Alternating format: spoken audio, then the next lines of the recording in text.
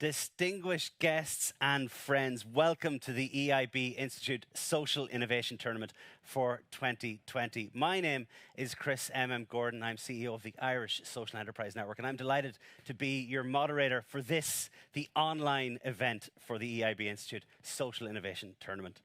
The Social Innovation Tournament is now in its 9th year, and some 135 projects have gone through since the start. This year, there is €150,000 worth of cash prizes at stake. Nothing to sniff at. Now, this year, it has been difficult for many. COVID-19 has gripped the world and still affects many of us. This moment has been challenging and has changed the way that we work and live. However, for all of the negativity, we do have some incredible social entrepreneurs working at the cutting edge of many of the things that affect society. And we are delighted to be able, through all of this, to present with you some 15 social entrepreneurs that are trying to make a difference in this world today. For 2020, 220 applications have been received before they were whittled down to 15 when it closed in March. That then happened in May. There are 9 countries represented with this year's SIT applications. For the first year, this became a virtual bootcamp with an awful lot of behind-the-scenes support with the IES Social Business School taking that all together. But let's check out some of the experience. We have a video to roll. Okay guys, are you ready?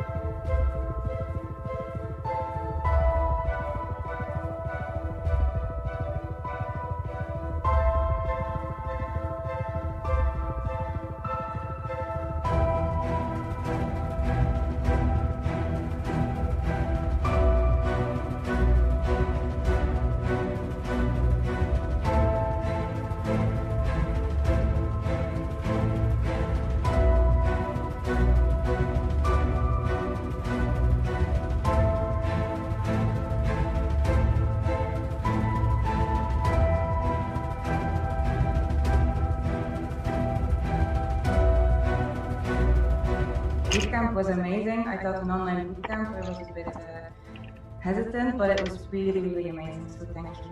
It certainly opened my eyes on to look at it in a broader context usually.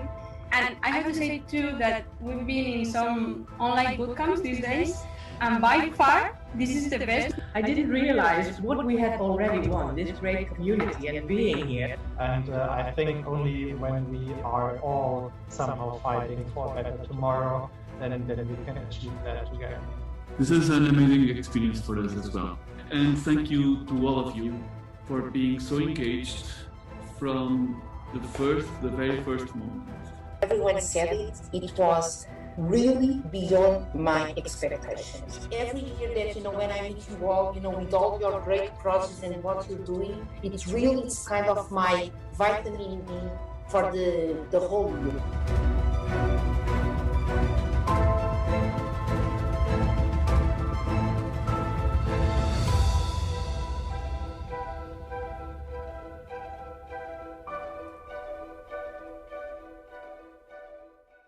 Just an incredible amount of work that has gone on over the past number of months, and I hope you appreciate that this has been testing for an awful lot of people. It's incredible that they were able to pull that together. The topics that these social entrepreneurs are tackling are the very same issues that the EIB are dealing with daily. To talk to us via Zoom, Emma Navarro is the Vice President of the European Investment Bank. And in this role, Emma is a member of the Management Committee that oversees the bank's day-to-day operations and controls. Emma is also responsible for many of the operations from Spain to the Caribbean, from Latin America and Africa. Emma also oversees the climate action and circular economy initiatives and social innovation. Ladies and gentlemen, we were about to hear, would you please welcome Emma Navarro.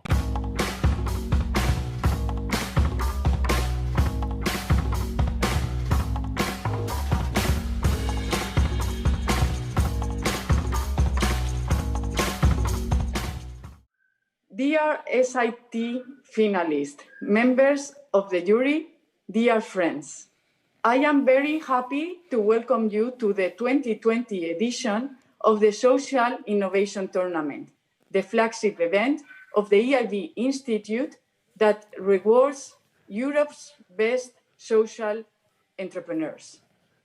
We are grateful to all of you for joining us virtually to the tournament's ninth edition. Unfortunately, we had to cancel our on-site event in Lisbon due to the social distancing measures and mobility restrictions that European countries and institutions have implemented to contain the spread of COVID-19. It is clear that the pandemic has deeply impacted our way of life and transformed the way that we do business. However regrettable, it is only inevitable that this affects this year's Social Innovation Tournament.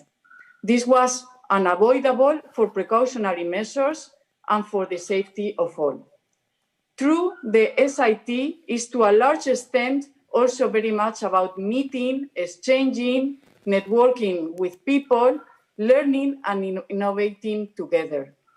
Yet, despite this year's different format, the spirit of the SIT is the same, supporting and rewarding the best European social entrepreneurships.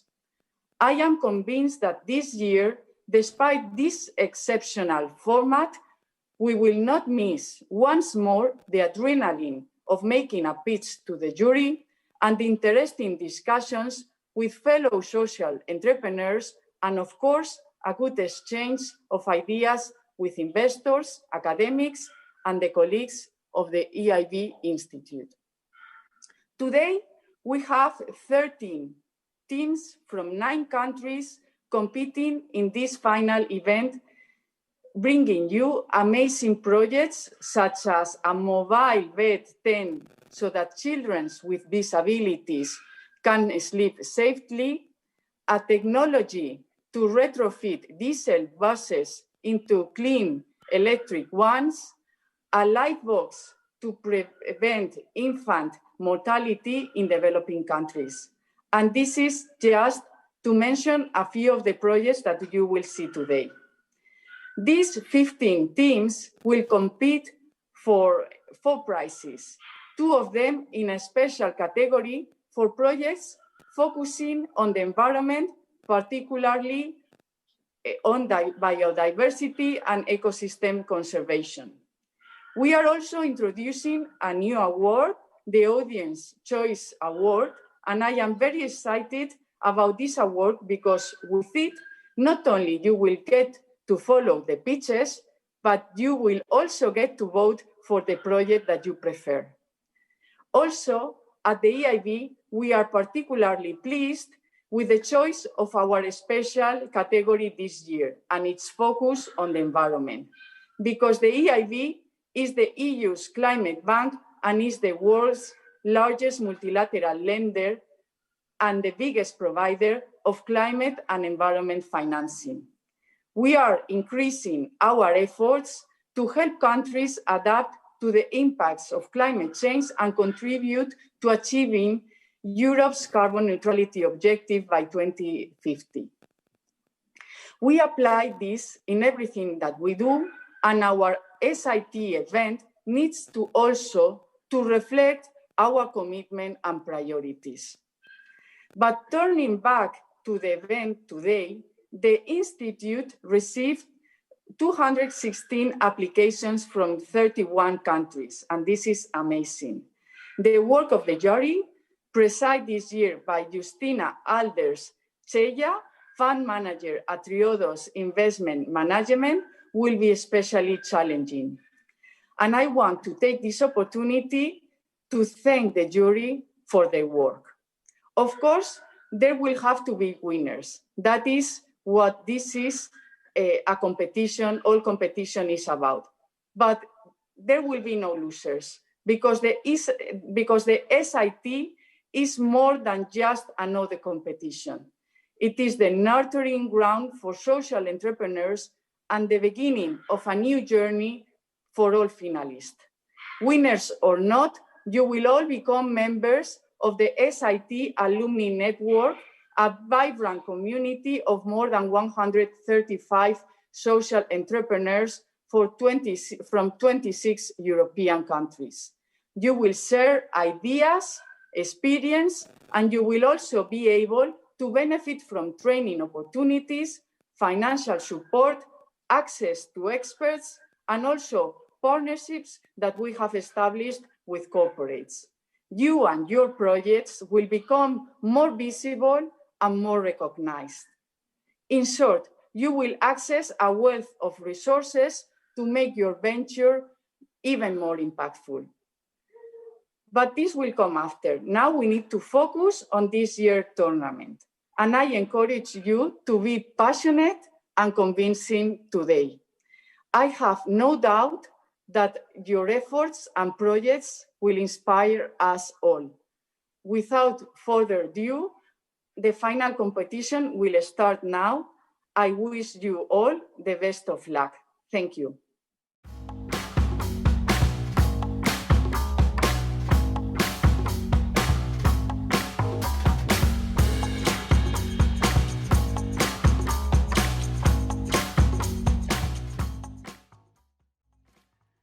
Many thanks, Emma Navarro. We really appreciate that input. And as we have said, it starts now.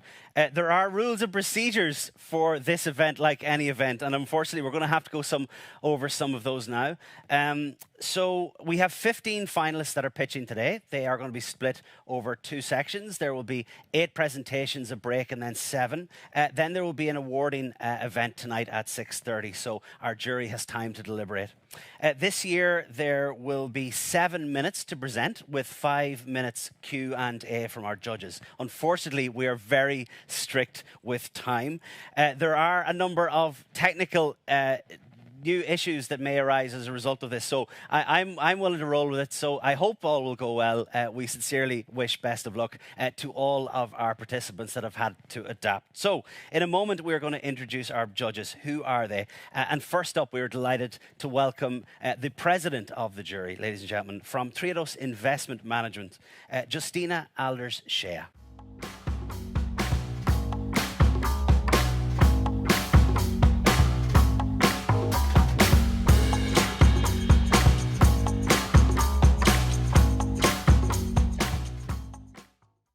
And not only do we have Justina, but we have all of the rest of our judges. Ladies and gentlemen, would you please welcome up on stage all of the rest of our judges.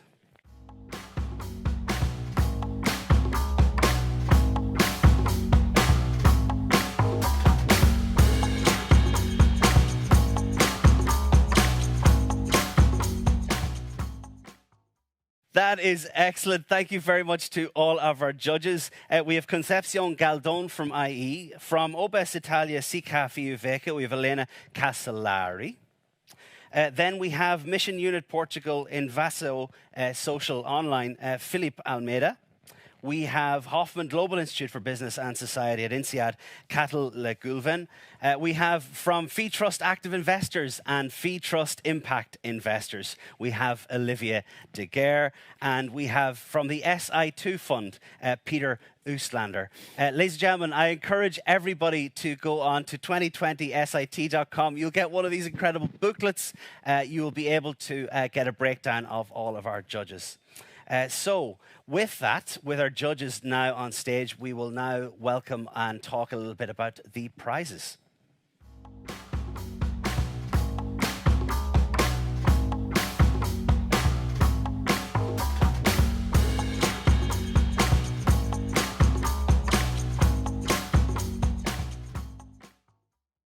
The excitement is palpable. I'm just saying that. And the prizes, the excitement is good because the prizes are really substantial.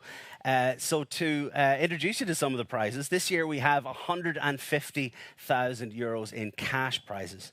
All finalists compete for a general category first and second prize, and those are €50,000 and €20,000 respectively. There are also additional prizes. So the winner of the general category first prize will receive support from EY Brussels in the form of a mentoring voucher.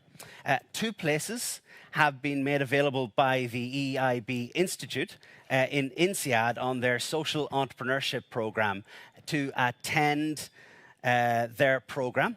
This one-week program brings all of the resources the INSEAD faculty to the disposal of these winners.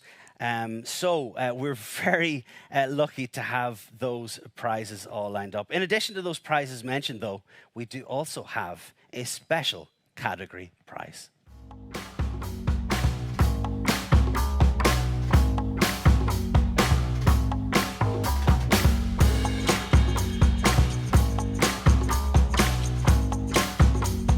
Yes, ladies and gentlemen, and that is on the environment. So this year's projects are focusing with a special emphasis on biodiversity and ecosystem conservation. They're also competing for the first prize of €50,000 and a second prize of €20,000. Just think about the difference that that could make to some of our incredible social entrepreneurs.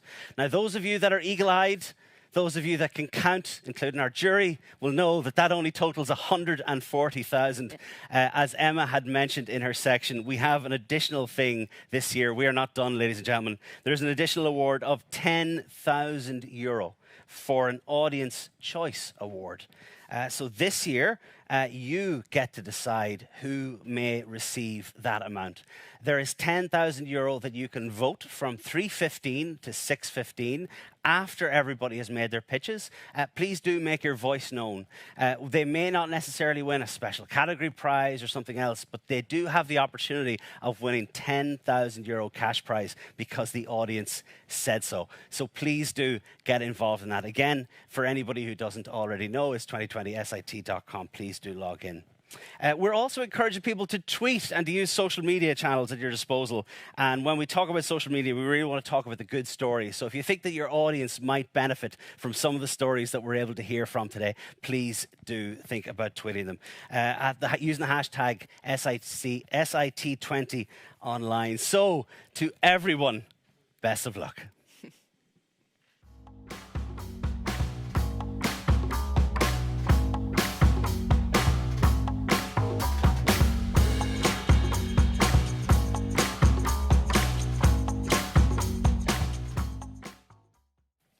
So this is my little piece. Ladies and gentlemen, we want to get on to the presentation. So how are we doing that? If you turn to page 5 in your book, we will be able to show you that all of the awardees are available. You'll see them in alphabetical order. What we're going to do now is call out, if I can get my freaking glove. Honestly, this is going to be... In rehearsals, this was the most challenging thing that I had. It was trying to get on the glove. So this may not work out necessarily all the best, but sure, we'll go with it. Justina, you are my go-to. You are going to select the ball, and then that will give us a number. Yep. With that number, we are then going to see who gets to pitch. That's so right. If you are, for example, number 5, you will pitch 5th. There are 15 finalists. There are 8 presentations before the break, and then 7 after. Ladies and gentlemen, these are now my gloves. So... This is my best. I was wondering why I would never make a doctor. Justina, okay. Apologies. Are you ready? Will you please draw the first ball? Sure. Number 12. Number 12. Excellent stuff. So with number 12, I think that means that we have the first BeeOmonitoring. You are going to present at number 12. So, Breeze Technologies, your number is... Number 15. Number 15. Oh, very end. Breeze Technologies. You've got all of the rest of this to work on your presentation. At number 3, we've got BuildBuddy. BuildBuddy, what number are you? Number 1. BuildBuddy, you are number 1. You will be up for the first presentation. And next, we've got Cuddle. Number 5. Number 5. Cloud Cuddle, you are number 5. That is the 5th presentation of the day.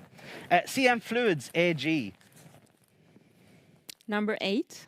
Number 8. Excellent stuff just before the break. Absolutely, keep that in mind. Cokido. Number 14. Number 14. Second last, Cokido. Then we've got Corax. Number 2. Corax, you are number 2. You are second up for the presentation. Please get your presentations ready. HeraMobileApp.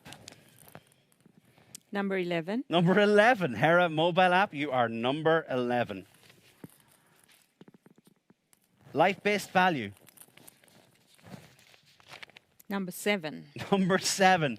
Life-based value, you are number 7. Thank you very much, Justina. Not much NaviLens. We're running the balls now. Number 10. Number 10. You are presenting 10th today. Plastic-free. Number 6. Number 6. Plastic-free. You are number 6. Or 9. I suppose this is number 9. Number 9. Or the other way around. Yeah. Oh, this is 6. Okay, so the other one was number 9. You see, I knew this would go well. I knew this would go well. See, we're doing quite well. Okay, Skillab. Number 3. Number 3, Skillab. You are third up. SoilSteam International. 2 left. Number 13. Number 13, SoilStream. You're number 13. And then we've got the last one. Sponsh. There we go. Number 4. Have we missing a ball? What was the last number that we're missing? 6. Oh, that's number 9 then. Okay, so with that, I'm going to get you, Justina, if you could drop that. That'd be great. Throw it back over. That'd be amazing. Excellent stuff. And I shall do the same. We shall get our numbers tallied and totaled, and we'll make sure that we are all correct and ready and right.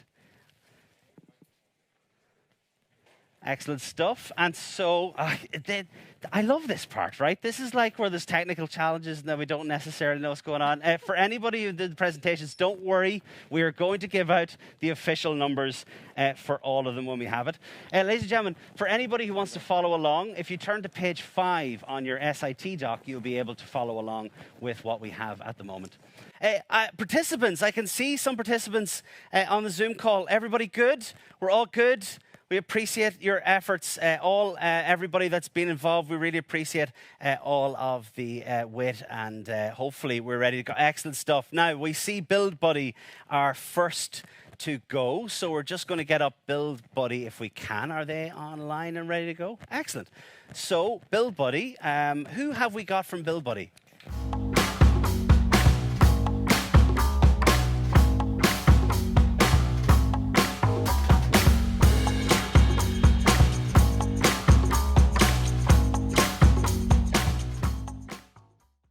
Good morning, everyone. I'm Ali, and I'm privileged to present to you today. Europe produces 62 million tons of plastic waste per year, 17 million tons of which go into landfill. That's a lot. By contrast, almost 900 million tons of construction and demolition waste are produced every year, of which a staggering 270 million tons go into landfill, 16 times the amount of plastic waste. The severity of the problem can be witnessed from its scale. There are 500,000 landfills across Europe. 90% of them are unsanitary. These cause toxic health problems to the 44 million people that live nearby these sites. That's roughly the amount of people living in Spain. What's more, there exists only a finite capacity of landfill. Germany has a developed recycling process. Even it is estimated to run out of landfill capacity in just 15 years. The problem is also causing rifts within Europe. Some countries are net importers of waste. These are hit especially hard. To give you a sense of the urgency, Some snippets are shown. The first two are news headlines and extracts from this current year. The third is a direct quote by Mr. Ribeiro, the mayor of a municipality in Portugal that's hit especially hard by landfills. It's a hole. That's what we have. It's a landfill. They are putting waste in a hole. They are not recycling it. So something is wrong. It doesn't create added value. There is zero added value. The impact of the pandemic has only exacerbated the problem. It is even more urgent to come up with a solution today. So what causes the vast amount of waste to turn into landfill? Two words: market inefficiencies. The waste to recycle process is highly intermediated. Multiple layers are situated between the demolition companies, those that generate waste, and contractors, potential users of waste. This is demonstrated in the visual before you. The process begins with the homeowner that contracts a demolition company to carry out demolition. The company contracts waste managers or distributors then to offtake the waste. The waste then gets passed through on more layers of larger middlemen. At each point, margins get tacked on, waste is seen as a byproduct and offloaded to the next intermediary. By the time it reaches the contractor, the cost has ballooned. The path waste took is also uncertain.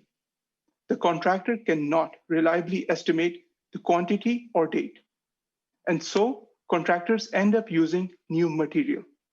Waste ends up in landfill, becoming a problem to society. Inefficiency is not isolated to the materials process within the industry.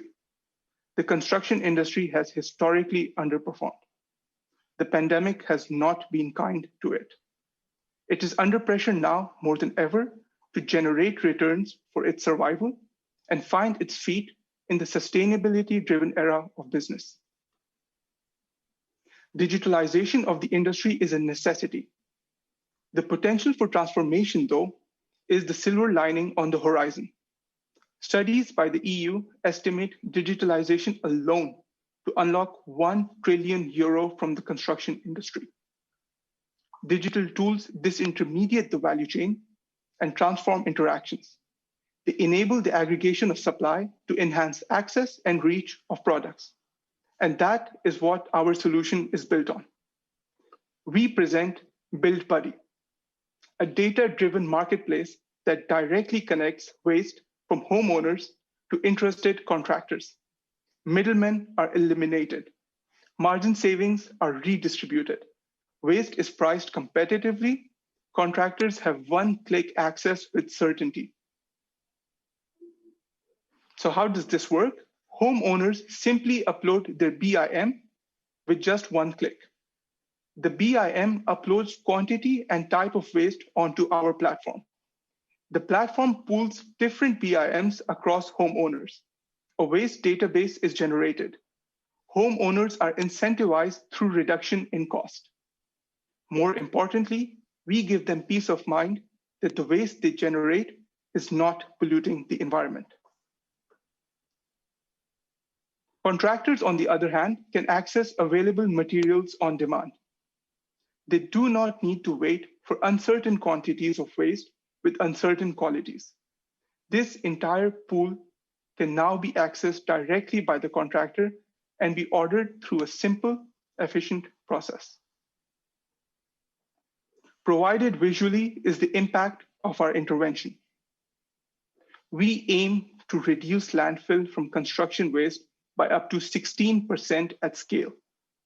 We also prevent natural resource extraction and decrease carbon emissions by up to 5 million metric tons per annum. The financial reward is equally tantalizing. We hit €1 billion in revenues on just a 5% market share by 2025. The impact of digitalization is estimated to create 1 million jobs by 2025. We have the right balance in our team to pursue this big, hairy problem. Our team has depth in expertise and experience in the constructions and materials sector. Construction waste has a profound impact on the lives of people. EU has historically led the way forward through its progressive compliance and sustainability-focused regulations on the industry. We seek to leverage that opportunity and pioneer EU's leadership in establishing the world's first international digital waste marketplace. Let's not waste this opportunity. Thank you. And that is superb. Thank you very much. Really appreciate it. Thank you. A round of applause from our judges. We are about to go and ask our judges some questions, but before we do that, huge congrats. We understand that this is going to be new to everybody, and to make sure that we have all of the right information, we're going to make sure that we are ironing out any difficulties that we have. But well done under incredible power. So.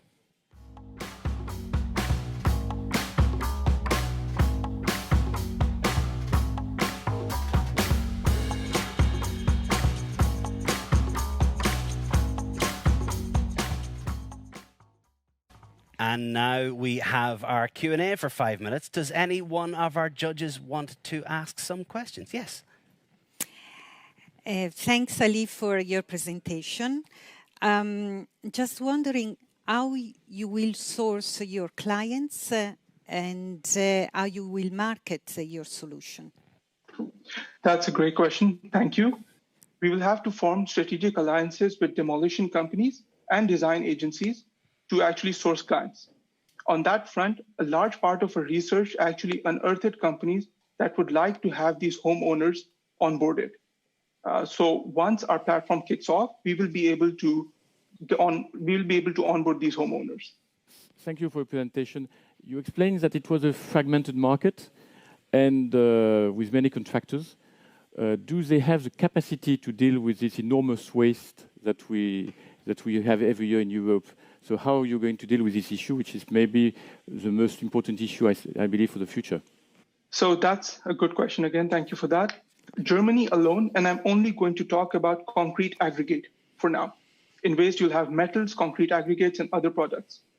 The demand for concrete aggregate reaches 566 million tons in Germany alone, of which only 12% is currently being produced by recycled aggregate.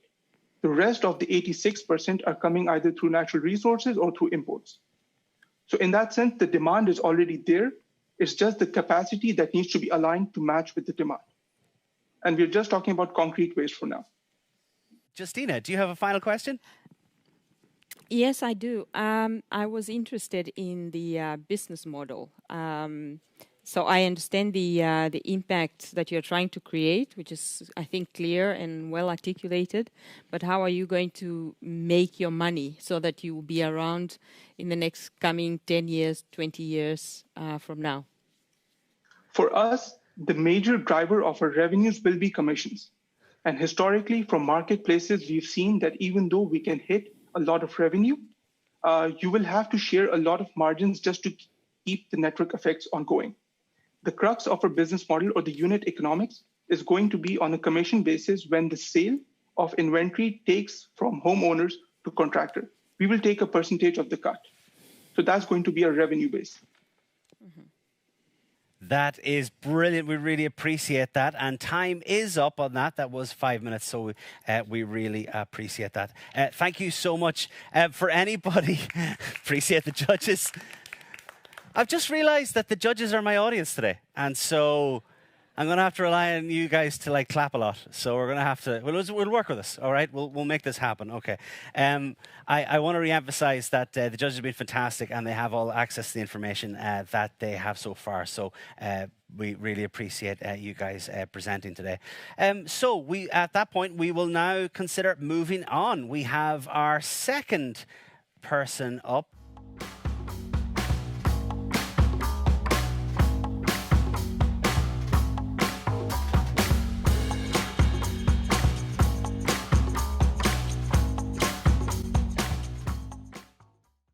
So from Corax, we have Katerina and Franco. We are delighted to have you here with us. Can you hear us? Good morning, everyone. I am Franco Pradelli, and I'm here to present you our project, Corax, a medical device to make burn care accessible everywhere. Every year in the world, 11 million people require hospitalization for burns, which already make burns a serious public health problem worldwide, but especially in low and middle income countries, where 95% of the cases take place, and where more than 2/3 of the victims are children. This might look strange at first sight, but you have to think that these are countries where a lot of people don't have kitchens, they don't have heating, so they use fire for everything. And children are the less experienced using fire, so the one that get burns more easily. Burn children, but burn patients in general are very difficult to deal with for a number of reasons. But the two main causes of death are infections and hypothermia. This is why modern guidelines for burn care require for this patient to be recovered in special infrastructures called burn units, that thanks to air filtration and heating, protect the patients from these two dangers. But there is a problem. These burn units are concrete buildings that have to be built and designed and require a lot of time and space and money to be built. Of course, most of low and middle income countries' hospitals don't have the resources to do that. Next, please. Thank you. This forces the hospital to deal with a high number of patients they have in conditions of overcrowding and with inadequate is one of the leading causes why the mortality for burn children in low and middle income countries is 11 times higher than the one in high income countries. I didn't know anything of this until Katerina told me. Katerina is the CEO of our company, and she first experienced the problem of burn injuries while she was volunteering in a hospital in Tanzania some years ago. There, she could see children completely burned but left untreated, and doctors that studied years to treat those burns that couldn't do anything because of the lack of infrastructure. This is why we designed Corax Lifebox. Corax Lifebox is a medical device that provides the same degree of protection of a traditional burn unit directly around the patient. This will make it more affordable, efficient, and finally available to every hospital which needs it. Next, please. Also next, this was another slide. Thank you.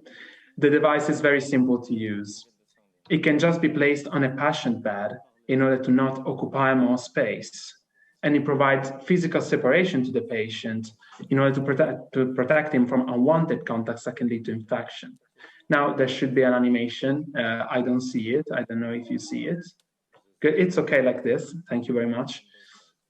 The main functions, however, are provided by the core unit that provide a constant airflow on the patient that is thermoregulated in order to prevent hypothermia and filtered in order to prevent infections. Also, the device has a battery in order to work even in case of blackouts that are very common in these hospitals.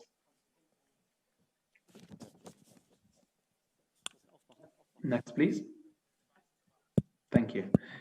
Our business model is simple. We want to sell our device to low and middle income countries' hospitals. To do so, we will partner with a local distributor that will help us reaching a customer and with a local manufacturer that will produce the device for us. Next, please. Thank you.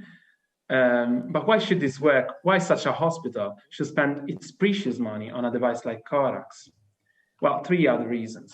First of all, we provide patient protection in places where there is no protection at all right now. This is already an immense value for doctors that see children suffering every day with no means of protecting them. But this protection also comes with a significant cost reduction.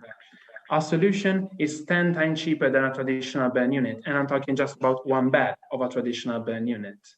And it can also shorten the recovery time and reduce the material needed for the treatment. Finally, the local production. That is an immense value for us and for our customers. For us, it's a way to make our device cheaper, saving on workforce and logistics. But for our customers, it's a way to rely on a completely local assistance network. So to make easier the access to things like replacement parts and maintenance services, and so to make their device last longer. But these three things together are not just a value proposition. Together, they can lead to a huge impact to rural communities, saving children, reducing infant mortality and disability, but also creating local employment. I don't see the presentation anymore. Thank you very much. Thank you, it's okay like this. And yes, we are not the only ones believing in this solution. Last year, we presented this project in 58 doctors in 23 hospitals in Uganda and Tanzania. And they had reactions that range from good to enthusiastic. Indeed, 2 of these hospitals are already lined up to be our official partner for the first pilot of the device. Now I see myself.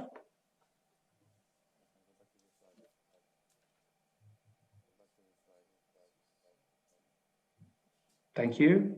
This is the team that designed the solution: Caterina Giuliani, Franco Pradelli, and Barbara Tomassini.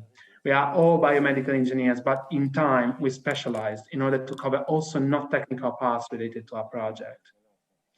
And we're not alone. Indeed, we are official partners of the University of Bologna, and in time we collaborated with different companies, institutions, and consultants that helped us on a business, technical, and regulatory side.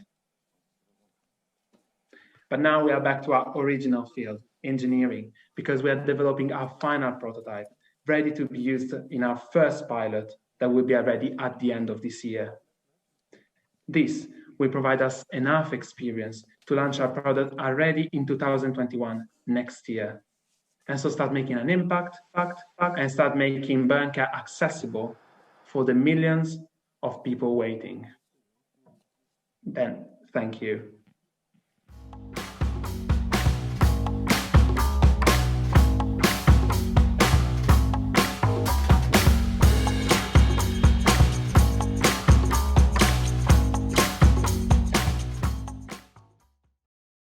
Thank you so much, and I deeply appreciate that this is even more technical and difficult than it might be normally. So I think you got a round of applause from your judges from absolutely, you know, nailing the presentation, but also an incredible initiative. So we are going to go to the jury. We're going to give 5 minutes to the jury. We do have one jury member, Philippe, who is online as well. So if he does have a question, we will be able to ask Philippe too. So we've got a 5-minute countdown first off. Is there any one of the jury who wants to go first? Yes, Concepcion. Yeah. So first of all, congratulations on a great presentation through, you know, complicated means. So congratulations. And I also wanted to congratulate Ali, the presentation before being the first one. Quite an achievement. My question is about your funding strategy. You did mention in your application that you expect to fund the research and development phases via different grants, awards, and equity. But going forward, do you expect to be selling these devices to the hospitals, or how do you expect to fund the operation once you have the product available? Well, yes.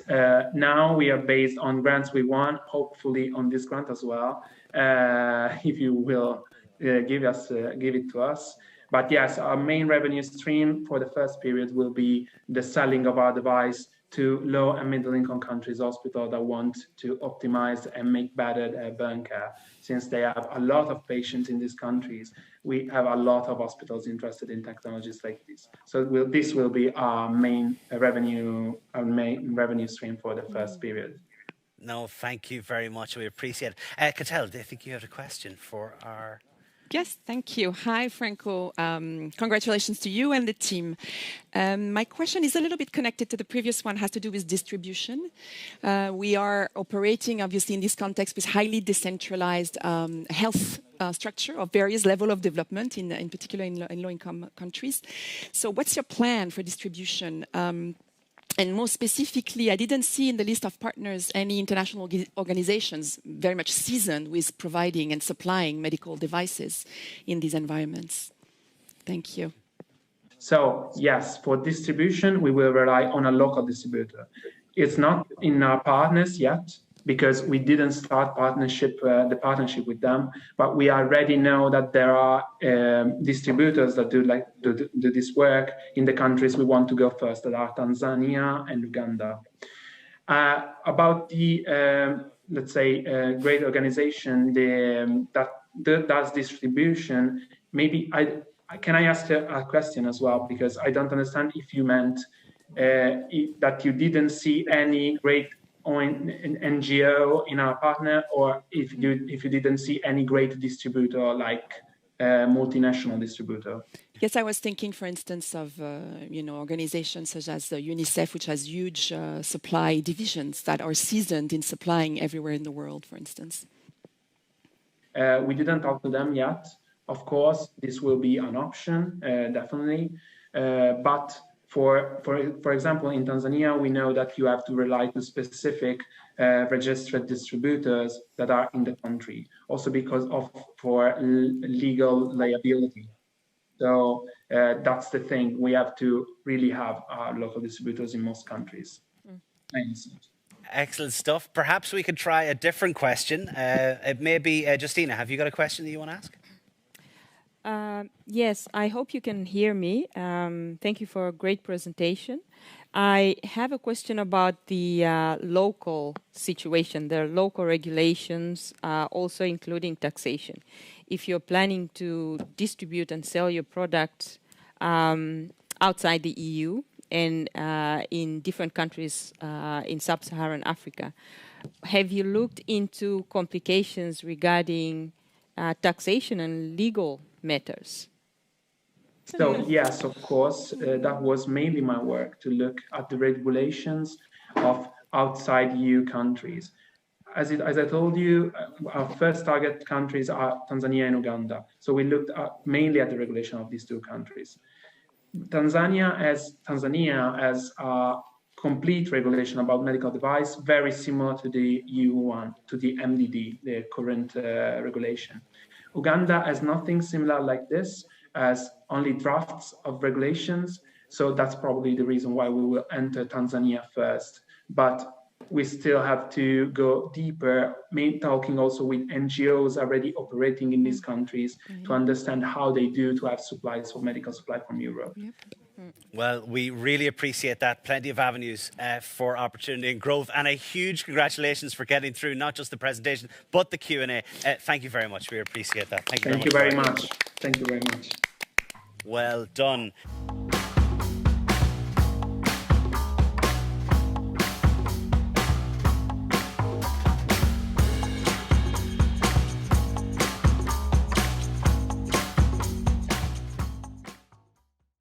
Hi, so I assume that you can hear us. We have a pre-recorded video prepared, which should play at any moment, I believe. That is excellent. Thank you very much.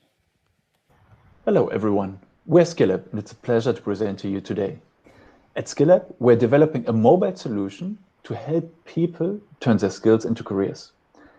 Every day, billions of people are learning and applying skills in their daily lives.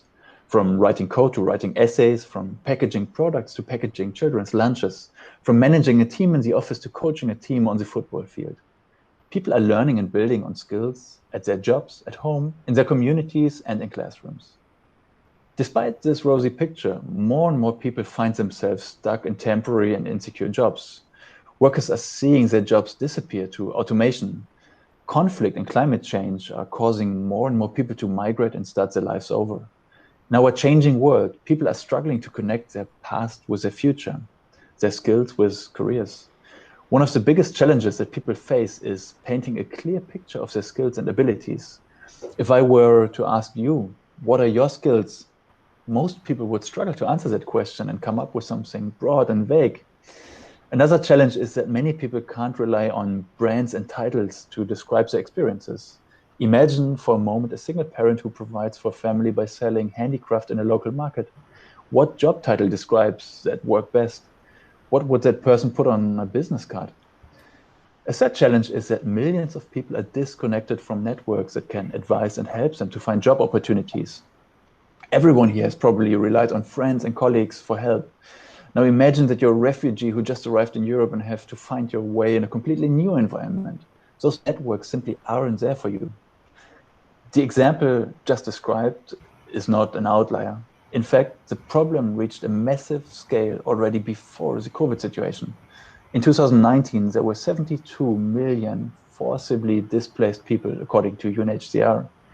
The International Labour Organization estimates that some 470 million people globally are either unemployed or underemployed.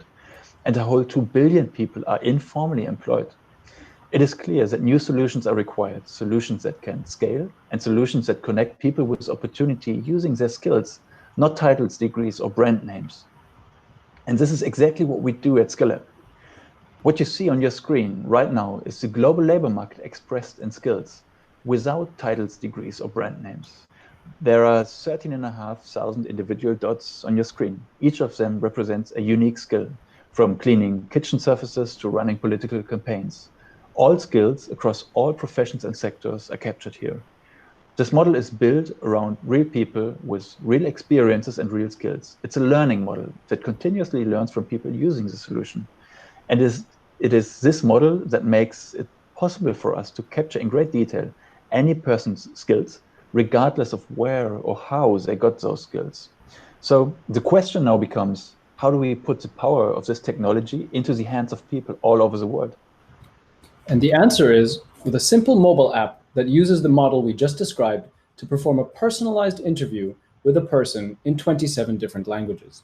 For past jobs, education, and informal experiences, our AI guides a person through a personalized set of questions made just for them, exploring which skills they likely gained at different experiences.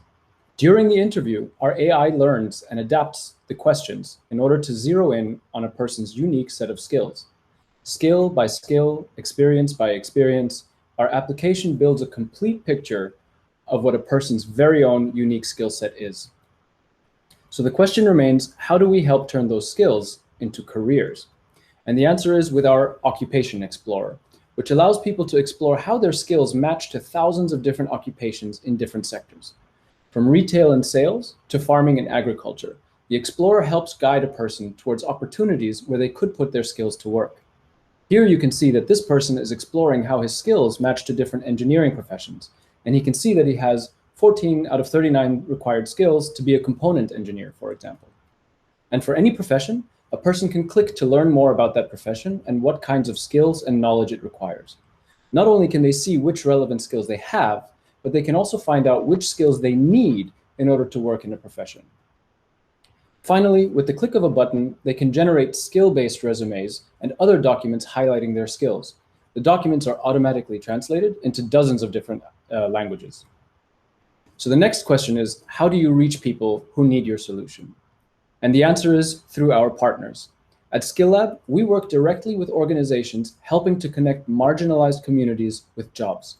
By connecting employment services with job seekers through our technology, we're changing the way that career and employment services help communities. Our administrator portal enables our partners to distribute our application to people that they serve at the click of a button. Detailed skills data and analysis is collected and made visible so that our partners can give people better and more personalized career services on the basis of their skills without relying on titles. From Europe to the Middle East to Latin America, our solution is being used by public services and mission-driven organizations. From Finland to Ecuador to Iraq, people are using our solution to uncover their own skills and work with counselors to build career plans and take steps towards meaningful, sustainable careers. Our innovative approach has received several awards, including winning the 2019 Google AI for Impact Challenge, and most recently, the 2020 GovTech Pitch Competition, just to name a few. But what's more important than that is our commitment to social impact has led us to work with great partners across the world who share our vision of empowering people. From the City of Amsterdam at the local level to the International Labour Organization at the global level, from nonprofits who work with refugees to enterprises helping older workers who lost their jobs find new careers. Our partners say more about our work than our technology ever could. This brings us to the question of what we could do if we won the SIT prize. We've already built a clear solution that helps orient people to new careers and helps organizations provide them better career services. But what about people that know where they want to go, but still lack the skills? For those people, we can still do more. That's why we want to take the next big leap by integrating locally available training courses as well as online courses directly into our solution to show people how and where they can obtain the skills they need for the professions they desire. If we win this prize, we'll be able to provide people who use our application with instant recommendations for courses that are available to them to help them expand their skill sets. A skill is a terrible thing to waste. Help us help people make the most of our skills. Thank you.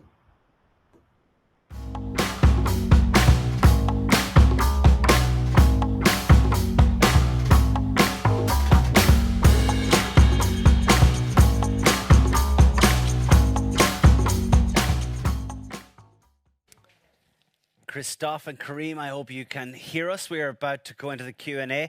Before I ask about questions from the judges, I think I'm going to ask Philippe. If Philippe has a question, perhaps. Congratulations to all the finalists, the entrepreneurs, dear colleagues of the jury. It's a pleasure to be here. In the sake of time, I will leave most of the questions to my dear colleagues of the jury, but I use this opportunity to make just one simple question. And I'd like to ask if, do you have a solution to reach the digitally excluded groups, those that don't have access to internet, to digital solutions? How do you reach them? Great. How do you plan to reach them? Thank you very much, Philippe. Thank you very much for the question. It's a great question. And the answer is to some extent through the reliance on our partners. So a lot of the partners that we work with digitally included individuals in countries like, let's say, Guinea in West Africa, for example. And the way that we address that issue is by making our solution, our application, as adaptable as possible in terms of where and how it can run.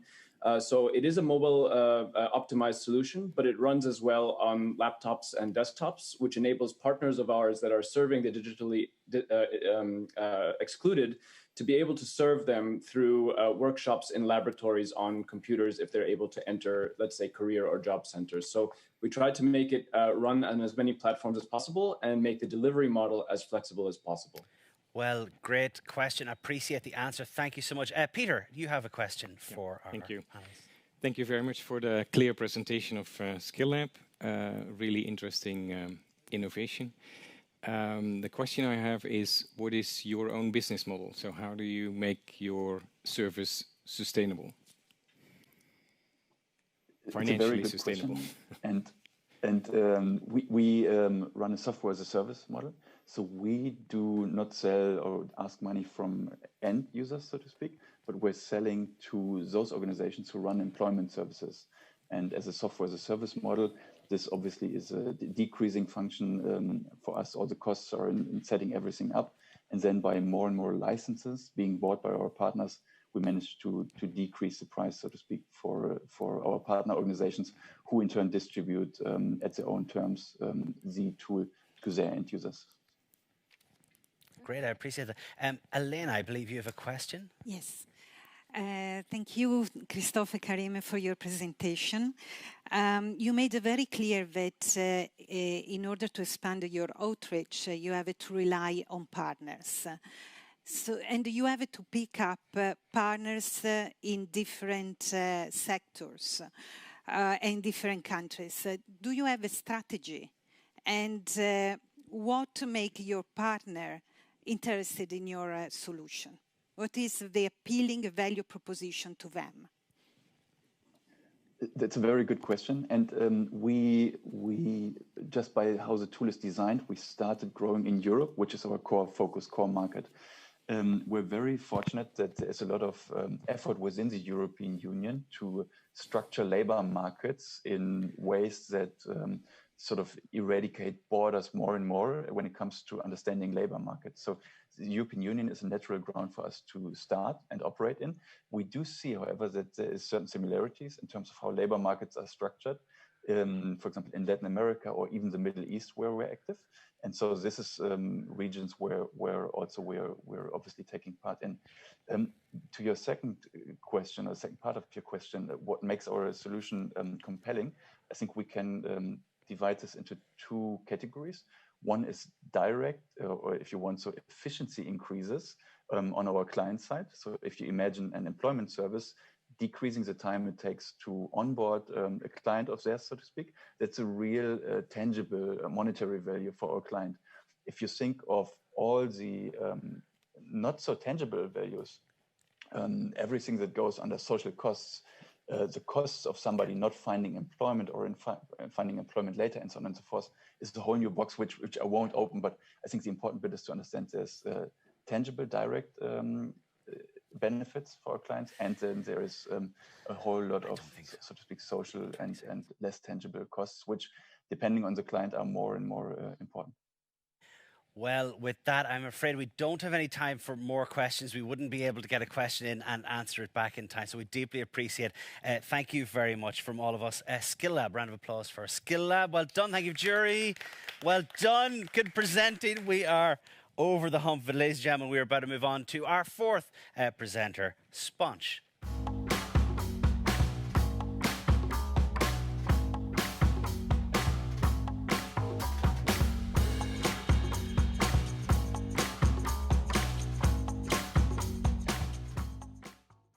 And we are delighted. We have got Laurent and we've got Alberto. Are you able to hear me?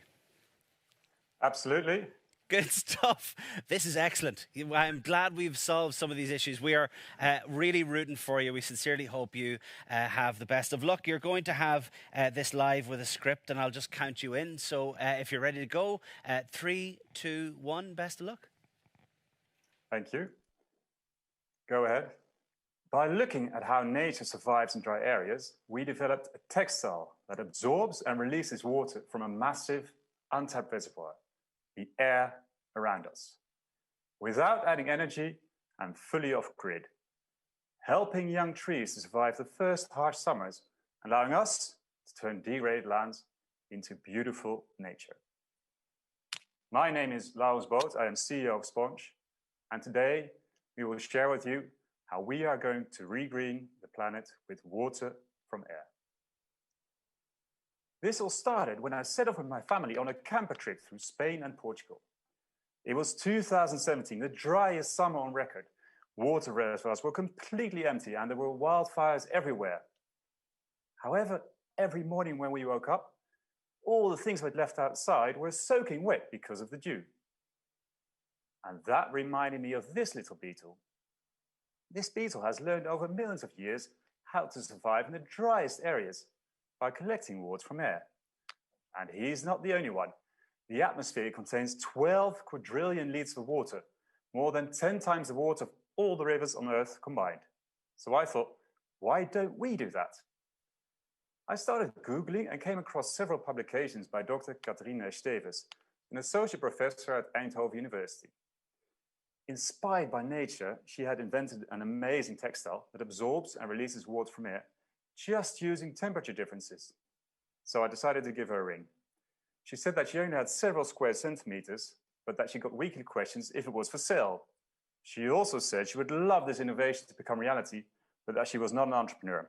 And that was the start of Sponsh. So how does that work? Well, here you see a lab picture of the textile when it's cold. And at nano level, the textile has little hairs that stand out like this, and which make hydrogen bonds with water molecules from the air. And the fibers literally swell up 4 times in size. And then, as the temperature goes up, the little hairs curl up again, and they expel the water. The fibers automatically shrink, and they squeeze out the water, just like a sponge. That way, the textile can produce water from humid air simply by changing the temperature. The potential applications are massive. You can use it to make drinking water, or irrigate plants and trees, or remove humidity from greenhouses. And we've even been approached to use it for diapers. Now, with so many possible applications, we had to choose one to really focus. We chose irrigating young trees in remote and dry areas for reforestation projects, like this one in southern Spain. One of the reasons why we're so excited about this focus area is because we can address 2 major global challenges. One is water shortage, the second one is CO2 levels. It allows us to address the 5 billion acres of degraded land, to stop the loss of biodiversity and ecosystems, and to help reduce CO2 levels. Our first product will be a water-producing tree guard. Tree guards are used worldwide to protect young trees against animals, sunlight, and machines. But ours will also irrigate the tree and help it to survive the first harsh summers. At night, the tree guard absorbs water from air. And then in the morning, when the sun comes out, the tree guard automatically releases the water to the roots of the tree every day. The short-term customer value is the tree guards are easy to install. The trees can be planted pretty much any time, and costs are 30 to 70% lower compared to alternatives like irrigating, replanting, or water reservoirs. The long-term customer value is the tree guards increase survival rates up to 95%. They enable customers to plant trees on otherwise useless land. And there's no maintenance. In fact, it's biodegradable, so you never have to come back. Our clients are reforestation organizations, and we sell the tree guards in bulk to them. Examples are Land Life Company, Trees for All, and Common Land. In fact, we have letters of intent or are discussing partnerships with all three of these. Another group of clients are orchard farmers. These can be either big or small, and we plan to sell to them via agri-resellers. The market size for water-producing tree guards is huge. Our initial market, as SOM, is reforestation in dry European areas. Potential Sponsh revenue is 214 million euros. Think of the EU's Green Deal to plant 3 billion trees in the coming 10 years. From there on, we expand to reforestation projects in other regions worldwide. In fact, we get a lot of requests from abroad already. And then finally, we will include forestation and agriculture as well.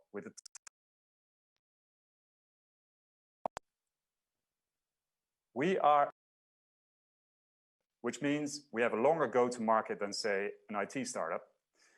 But in the coming 10 years, we expect to reach a yearly revenue of 18 million euros with a gross margin of 42% and reach a healthy EBITDA of 29%. Now, what will we do with the 50,000 euros prize money? First of all, it will allow our team to buy the equipment we need to produce our first large-scale pilot project. Secondly, it will allow us to perform 1,000 trees with Sponsh tree guards at the Alvalal project in Almeria, Spain. Our products allow us to turn degraded lands into fertile forests. After 10 years, we will have planted 86 million trees, have removed 68 million tons of CO2 from the atmosphere, added 170,000 hectares of biodiverse ecosystems. We are an ambitious, experienced, and very compatible team, both in terms of skill set and characters. We have the inventor in the team, top-notch researchers, product developers, and serial entrepreneurs. Our big, hairy, audacious goal is to provide water from air to 1 billion young trees by 2040. So that when this little fellow grows up, he will also be able to travel with a camper van through this beautiful world as we know it now. Thank you. Well done, thank you.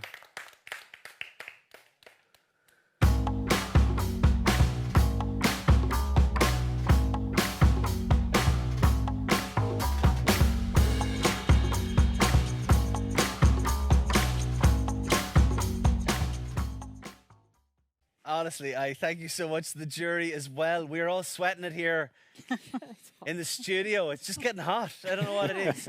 We have Q&A. Who from our judges would like to go? Peter, have you got a question for our team? Yeah, Lawrence, thank you very much for the presentation. Really interesting. Multiple questions come up, such as how long does the device last? You say it's biodegradable, but when does it disappear? But the main question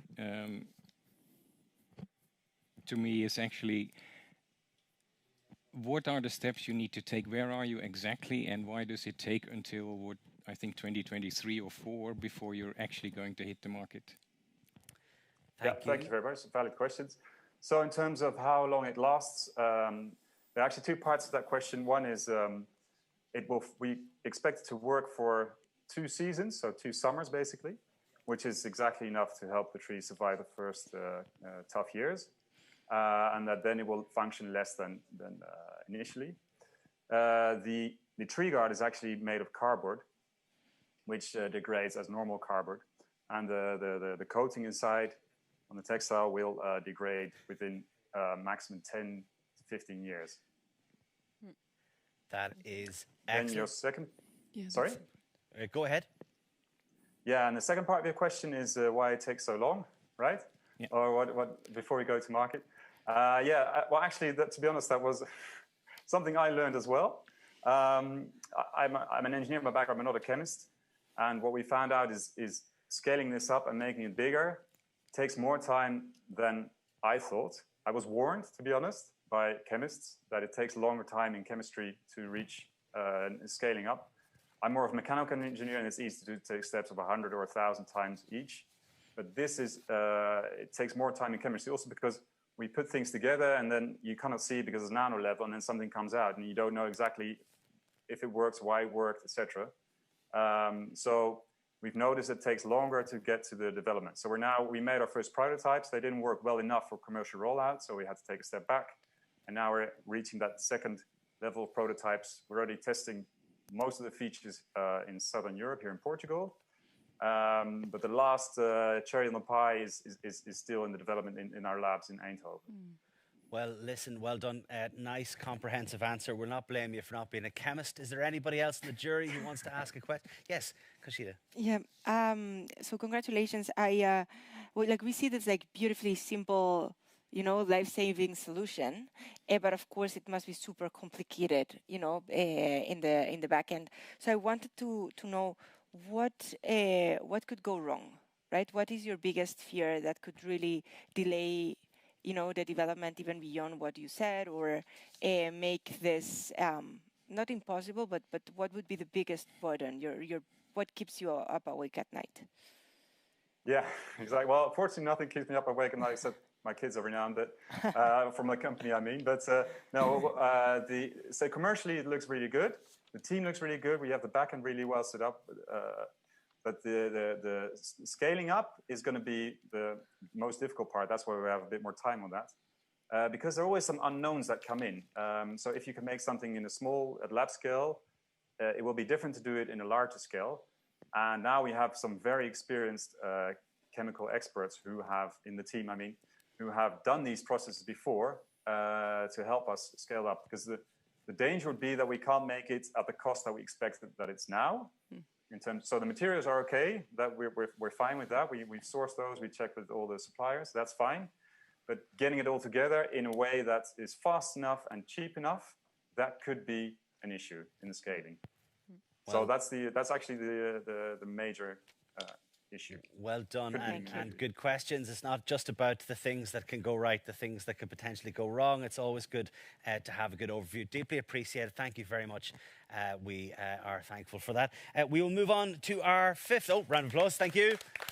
Well done, jury. Good work. I like it. I like it. We are going to move on to our next presentation, ladies and gentlemen. Number 5 on the list, Cloud Cuddle.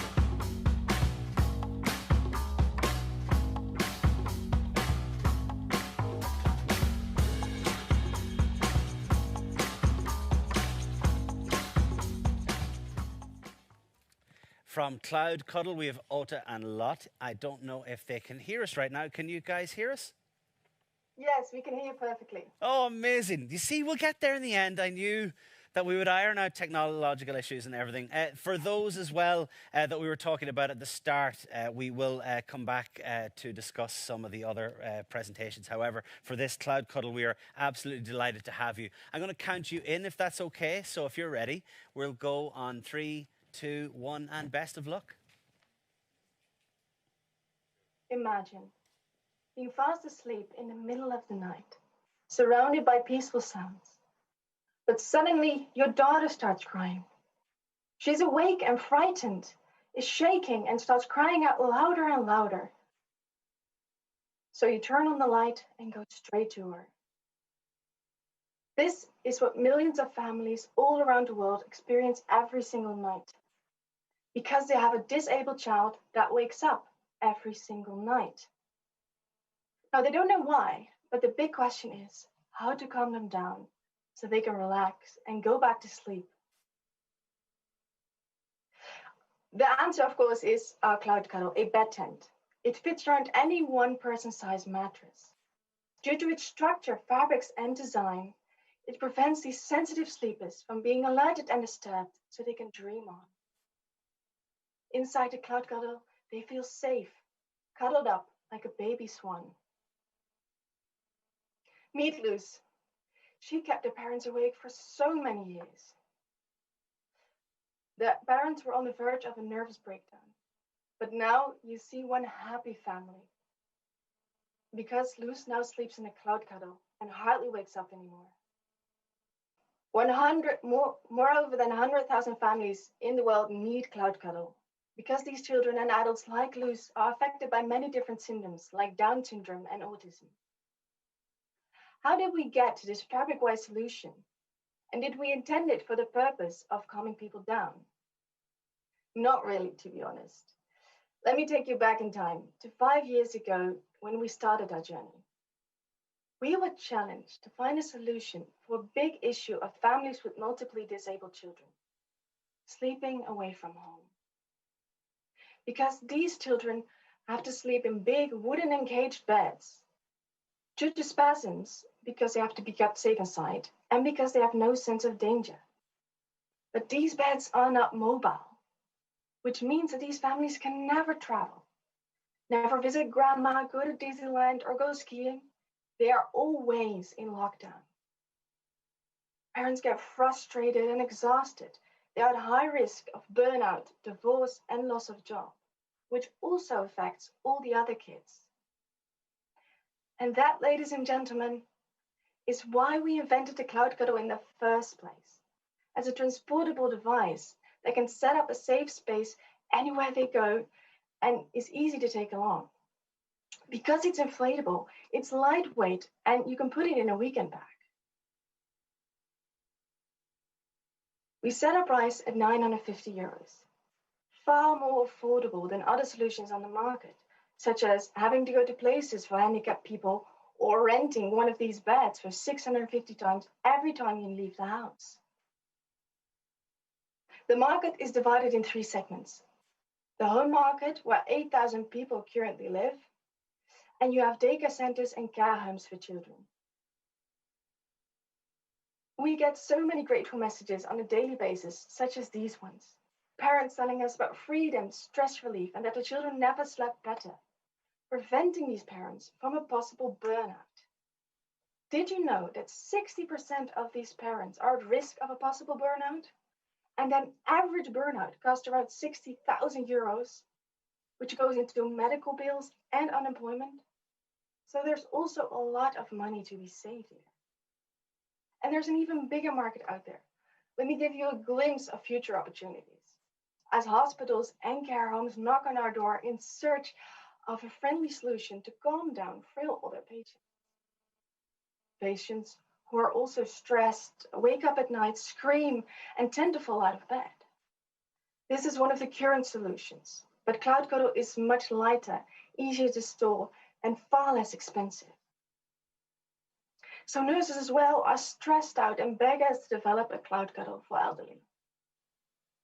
For this, we've received an innovation loan from the Rabobank. I've made a connection with the TU Delft and the Reinier de Graaf Hospital. Already have a very enthusiastic dealer lined up, and are negotiating funding with our investor Delft Enterprises and other stakeholders.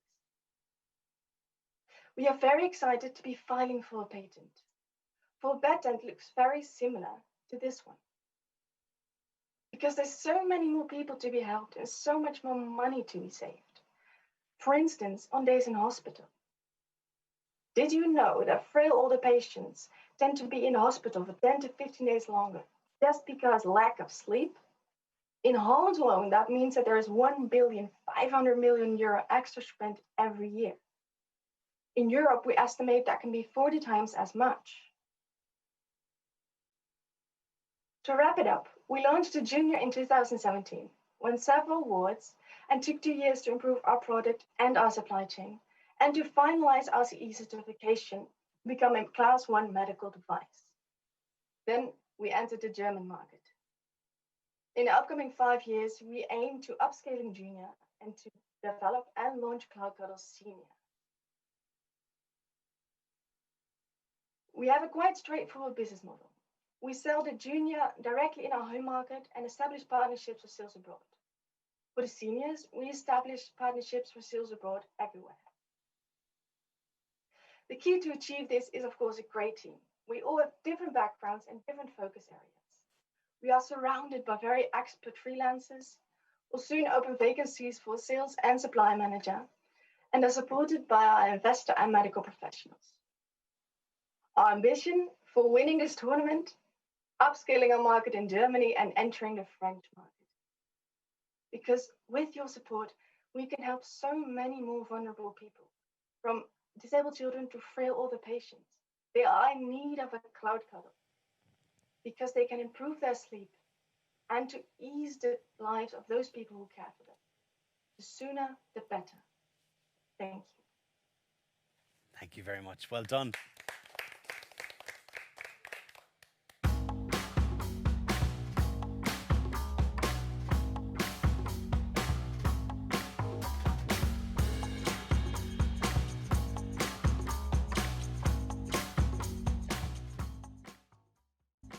I was just going to say, I'm going to go to Philippe if Philippe is there. Philippe, do you have any questions for our presentation?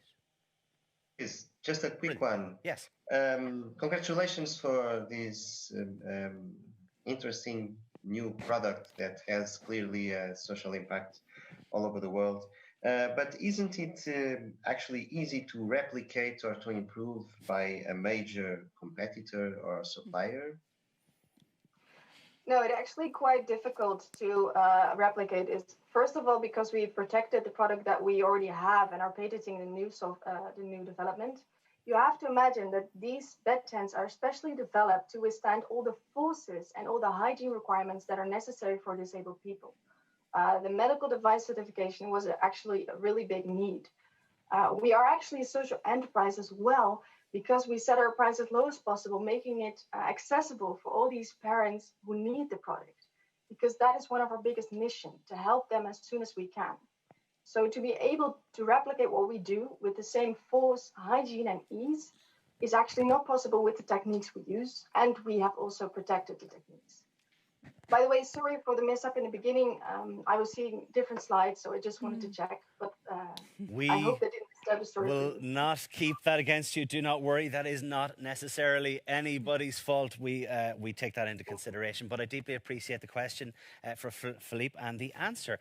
Cuddle, I think you've got a question. I think maybe then Justina afterwards. That's okay? Yeah, sure.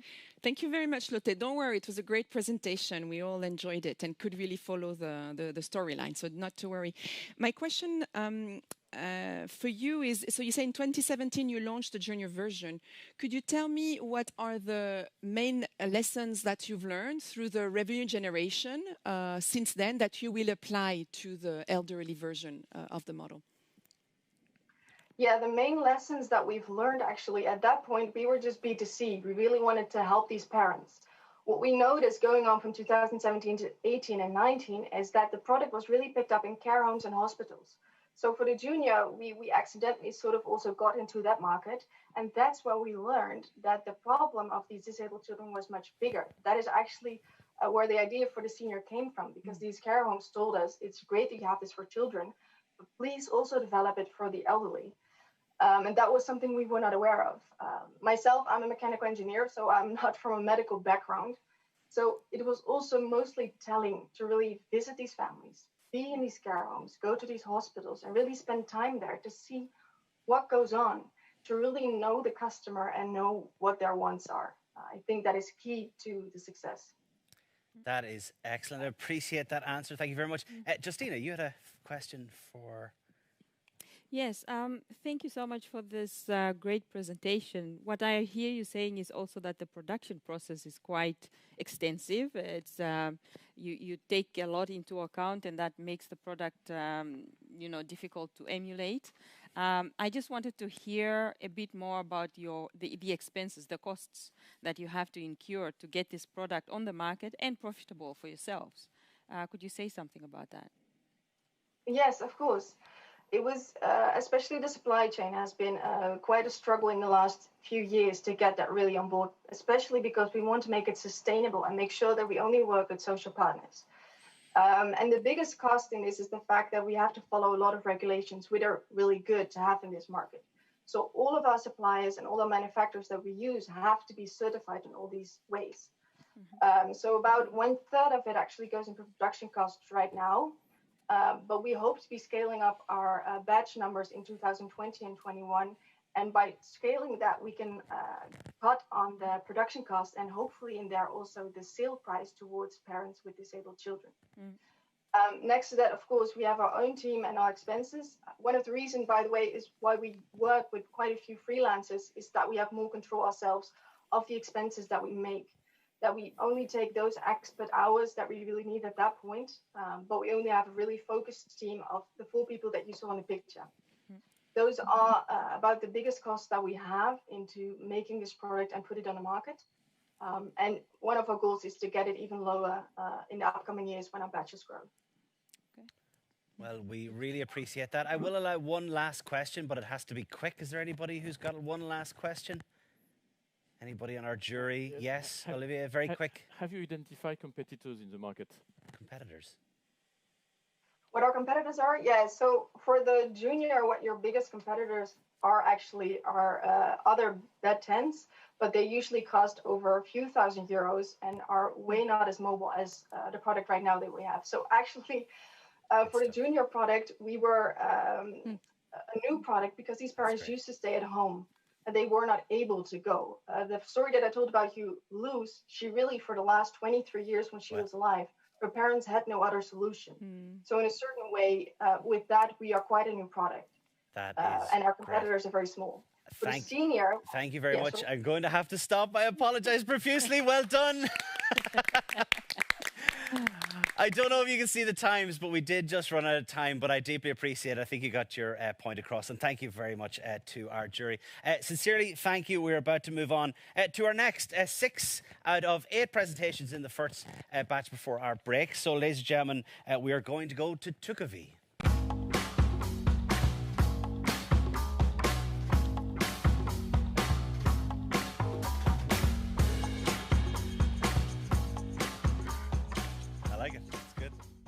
Can you hear me clearly?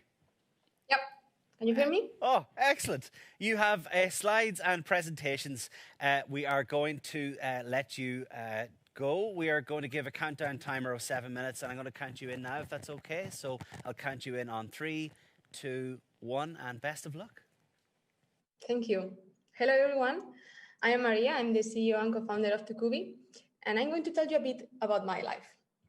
I was born in a small village at the center of Spain, and when I arrived to this world, she was already there. She's Carmen. She was my neighbor. She was 70 years old and also the most active person I knew. I went with her everywhere, from church to the city to see her doctor. But 5 years ago, her life totally changed. Her husband passed away. She was diagnosed with a cardiovascular disease, and she already had diabetes. So she started to feel sicker and to go too often to the hospital. And I was no longer there to take care of her. So I started looking for solutions that could help her better cope with her conditions and avoid complications. But all I could find was either wearables or mobile apps. And she wasn't able to use any of them. All she did when she felt sick was trying to reach me or trying to reach her doctor that obviously most of the times wasn't available for her. I couldn't believe this was only a Carmen situation. And in fact, 90% of the almost 90 million elderly people living in Europe live with at least one chronic condition, but an average of 4 chronic conditions per person. Besides the huge impact in healthcare costs and the concern of millions of families, what shocked me the most is that 1.2 million of deaths a year of this population, of these grandparents, can be prevented if they have access to the tools, to the continuous support that they need. So to ensure that every person that needs to be accompanied and monitored at home when their family or their professionals cannot be around, we created Tucuvi. Tucuvi is an AI-based voice-powered virtual caregiver who provides continuous care at home. It is a virtual assistant specialized in how the elderly speak and how they understand language, and that communicates with them via phone calls that can be made from the virtual caregiver to the user and vice versa. And as of today, Tucuvi is trained to maintain the most common conversation of the senior population. For example, she can make calls to monitor chronic conditions, to remind medications, to play cognitive games with them, and of course, to monitor COVID symptoms and detect urgent needs. Next slide, please. So start using Tucuvi is a very simple process. It is just a 3-step process.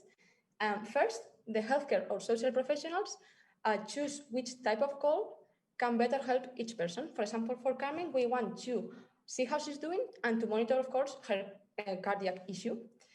Second, Tucuvi takes care of it. For example,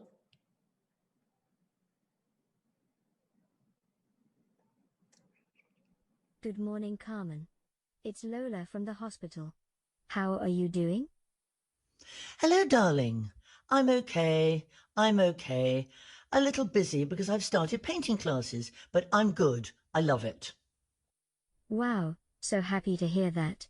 And how were your walks this week? Did you have more trouble breathing than usual? Well, in fact, yes. Since last Tuesday, I think every time I walk for more than 2 minutes, I feel like I can't breathe. Okay, don't worry. I will let your doctor know and she will contact you. Is there anything else you want to tell me? Everything else is fine, dear. Thank you very much for calling me. And the last step is that while they were speaking, Tucuvi was processing everything that Carmen said and sending it back already analyzed to healthcare professionals so they know in real time who needs attention and with what. We not only accompany the user, but we also help healthcare professionals to monitor all of their patients. We save them valuable time and we help them make decisions faster so they can devote time and personal attention to the people who need it the most. We are bringing the latest technology, the latest in AI to every home. They don't need to buy new devices, they don't need internet or to learn how to use anything because they just need to pick up their usual phone and start speaking. We work with companies that are already caring for the elderly, with telecare companies, public and private hospitals, and insurance companies. And our model with them is a B2B software as a service model in which they pay for an initial setup license and then a monthly fee per user.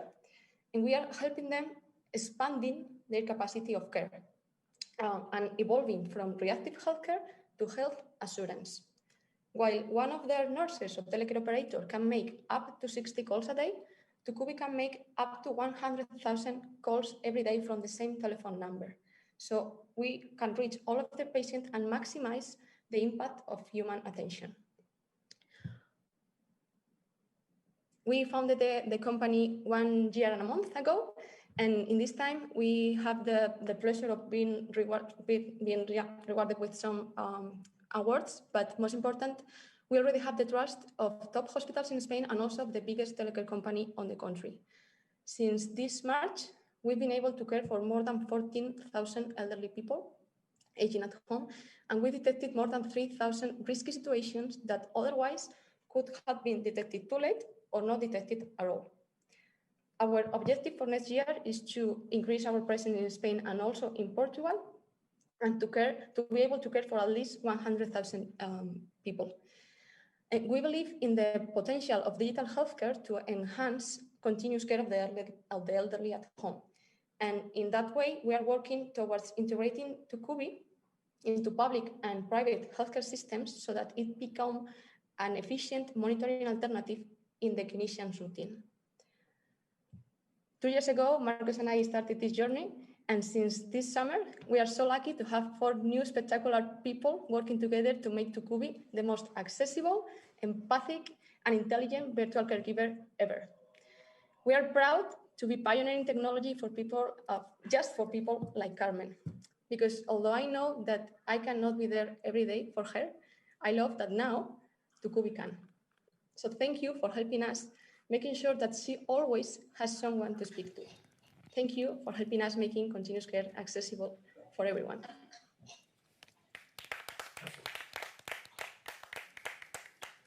Well done.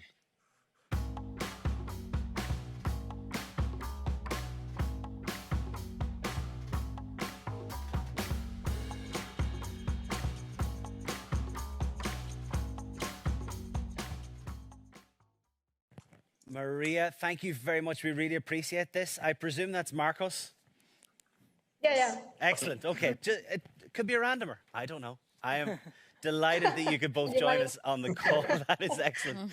We're about to take some questions from the jury. The first one we've got is from Conchita. Ladies and gentlemen, that will be 5 minutes from now.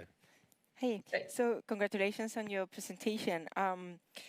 Help me understand a little bit more how the integration with the public health system works, because in countries such as Spain and Portugal, that would be, a game changer if you're able to connect with them. So does it happen, you mentioned a few hospitals, does it happen at the specific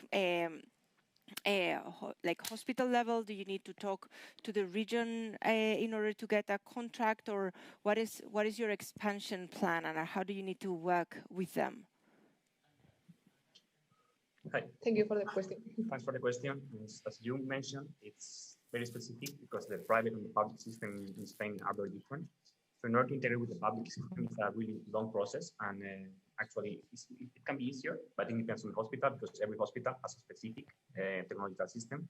We're starting with private hospitals, especially with these big companies called hospitals, because the software they have is the same one.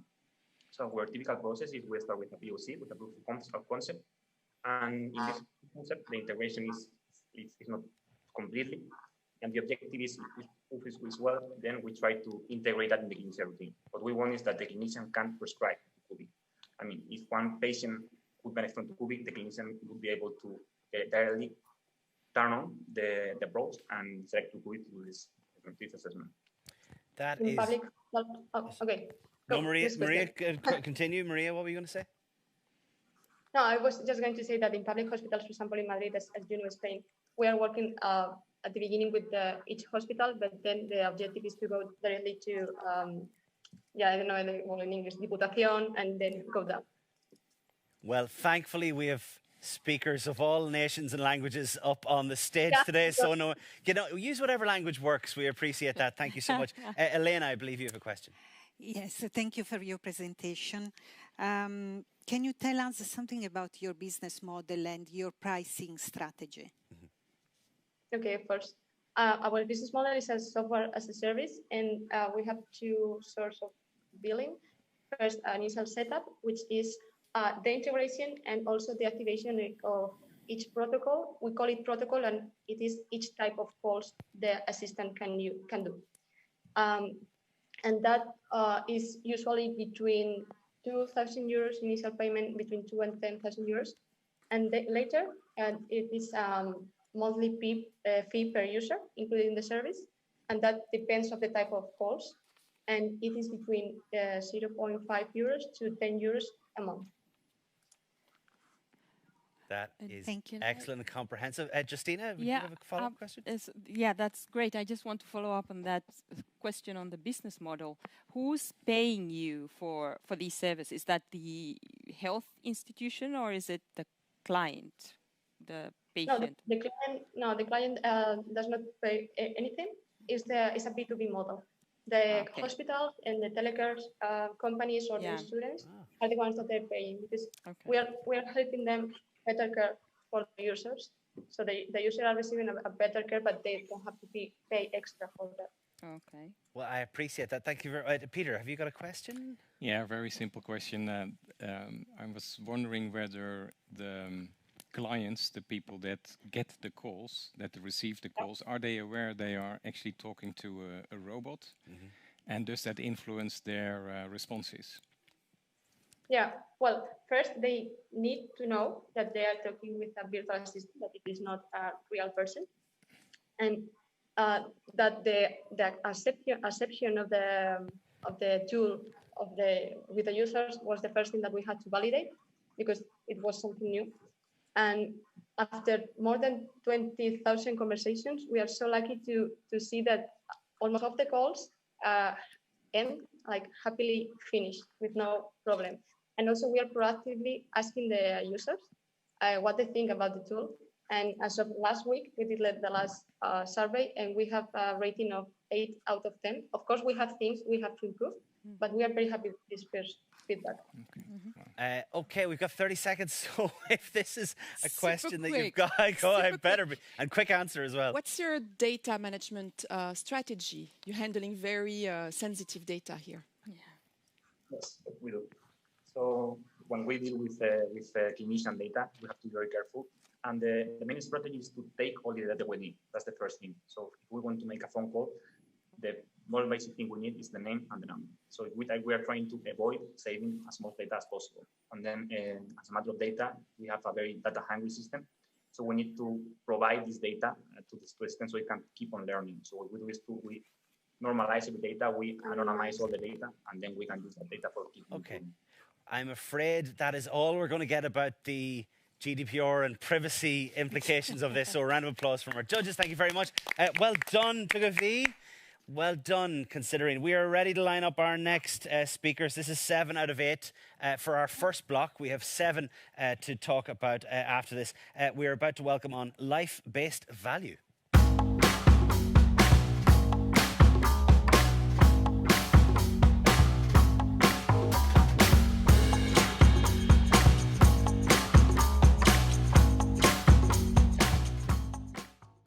Good morning, everybody. 10 years ago, I became a mother, and it was a life transition that made me feel stronger and more balanced. I had many more opportunities to use and improve some very key soft skills. Think of problem solving, think of mental agility, think of listening, crisis management. But above all, having children increased my desire to contribute to society.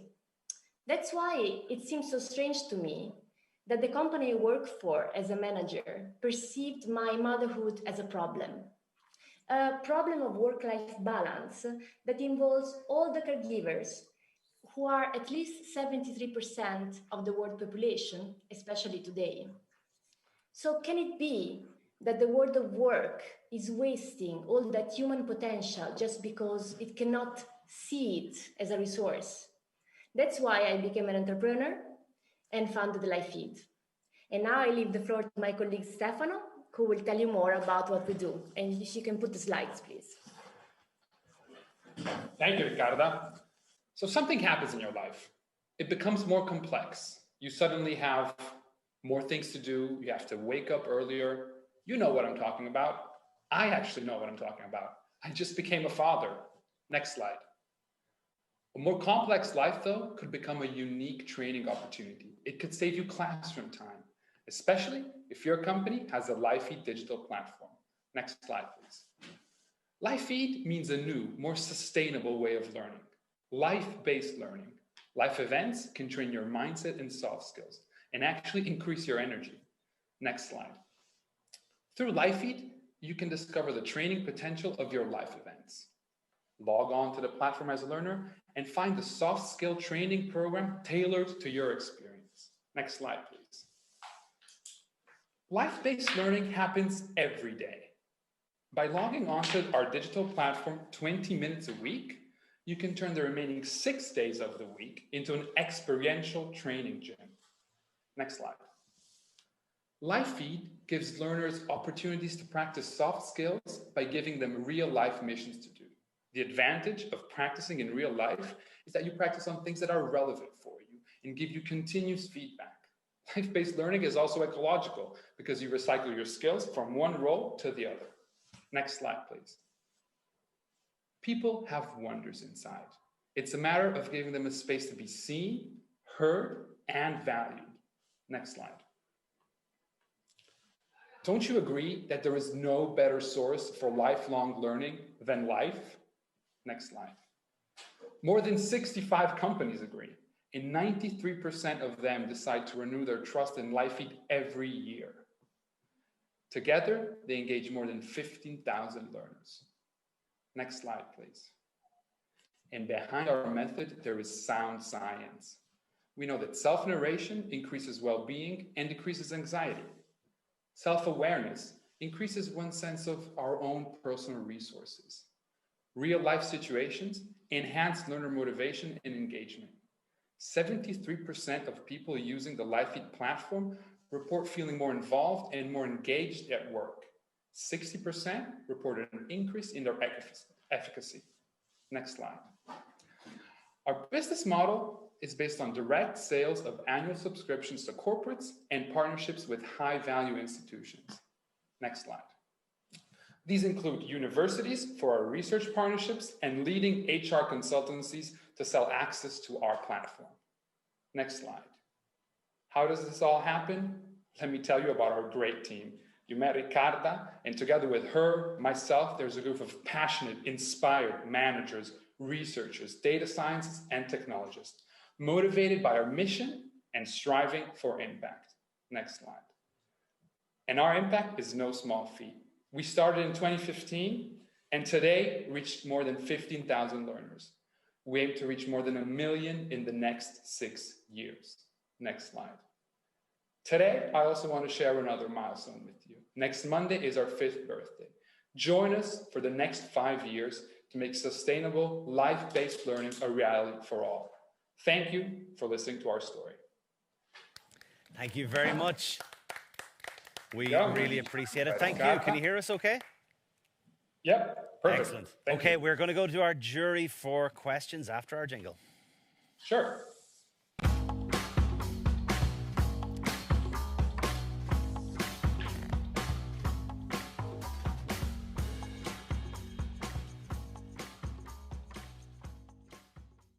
Give us 1 or 2 examples of exactly what you propose to the people who go on your platform. Yes. Concrete examples. Yes. Yeah. Let's have a concrete example. A mother, a woman who works for, let's say, a bank. She just became a mother. She subscribes to the program voluntarily, and she accesses weekly modules where she gets some inspiration. So she gets some inspirational content such as videos. Then she gets some knowledge about what's going on in her life and how what's going on in her life connects her to the possibility of training skills. And she can answer questions. So she can reflect on what's going on and frame it differently from how she would do it if she didn't have this knowledge. And this is the digital part. And then she gets a real life mission. So she goes in real life and looks at what she's already doing, but with different glasses.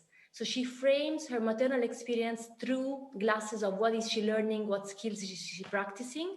And she comes back to the platform and tells us what she learned, what behaviors she's using, and what is effective. So this way she knows much better what kind of skills she has and how she's using them and how she can bring them to work for similar situations. Appreciate a good answer. Thank you very much. Is there anybody else? Philippe, have you got a question? Yes, just a quick one following this answer, but your business model is based on selling this product to corporations. So how do you make the link between corporations and this mother that you talked about? Or are you leaving the unemployed outside of your model? Good question. So we chose companies as our first channel because we wanted to be economically sustainable, and I come from companies, so I know what kind of need they had because I was going through trainings myself, so I could tell that they needed this kind of trainings for their people. But they are a very powerful channel for us. They allowed us to be economically sustainable and distribute the program to thousands of people within the companies. So they buy the program either as a welfare program or as a training program, because nowadays we don't have only parents, but also transitioners. So people who are going through, for example, the COVID, they have a program to explore the COVID event through these glasses and see how they are learning skills thanks to this trauma that we're living. But through companies, we will also reach consumers because we started speaking with our own customers to distribute this product to their own customers. And then, of course, the social impact is a priority. So we also have going through a European project to address unemployed people. So we basically trained ourselves with companies to be ready to distribute this way of learning to everybody else. Well, I kind of love that. Make the money on the companies and then go out. I'm kind of happy with that. Justina first, and if we've got extra time, then Conchita. Justina, have you got a question? Yes, I do, and actually part of it was already answered while I was thinking about, we love that. So that's great. Thank you for your presentation. I was just wondering about the competition. Which other products have you identified that have similar characteristics that are also being offered to companies? And how are you addressing that? How unique is your product? Yes. So we have been looking at the market for almost 10 years now. The direct competition for the same budget at the moment are ed tech companies which offer corporate training, of course.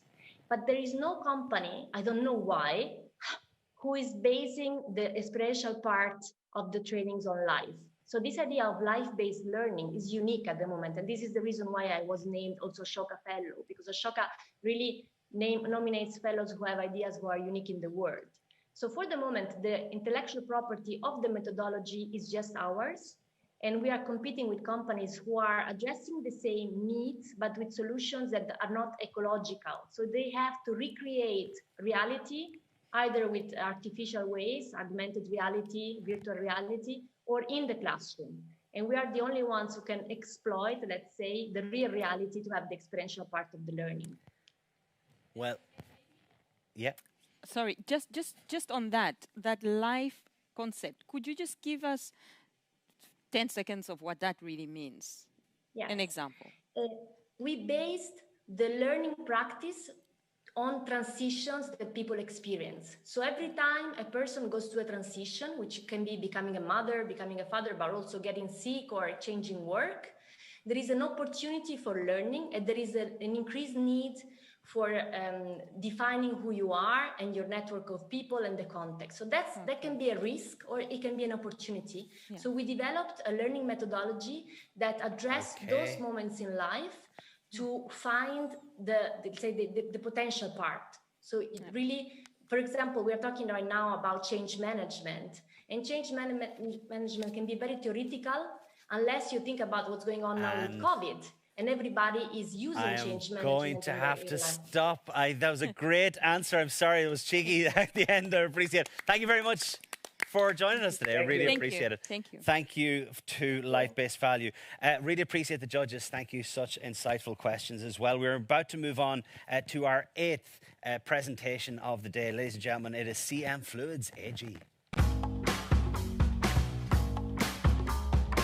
got like...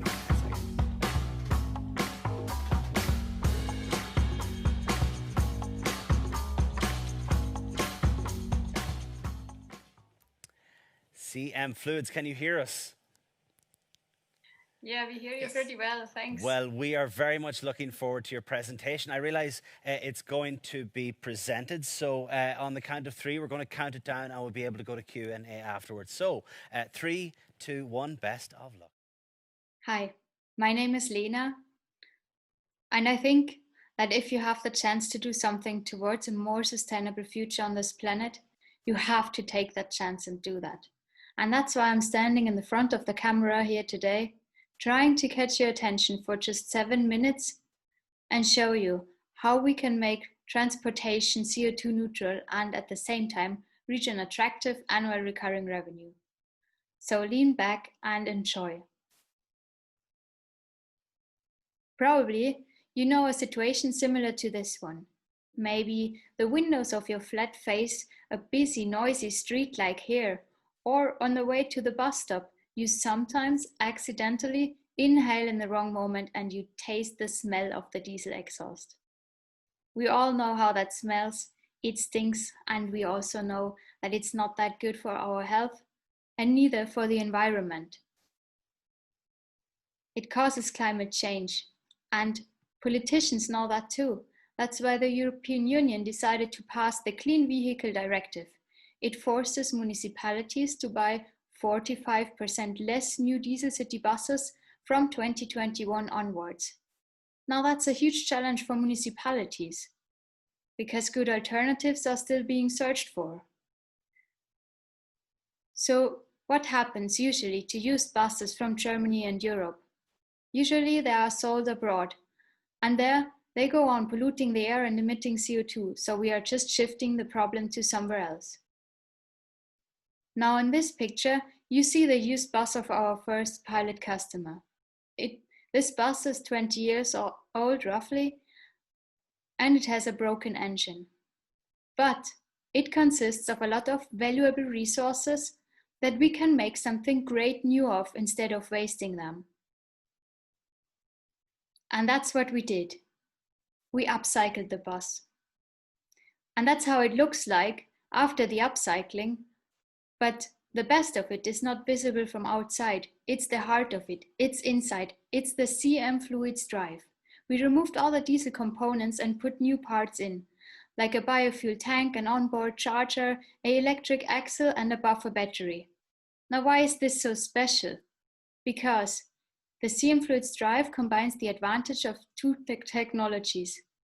We have a purely electric drive, which enables us to drive very silently and to recover braking energy. And as a physicist, I can tell you that that makes a huge difference for heavy vehicles that start and stop all the time, like city buses.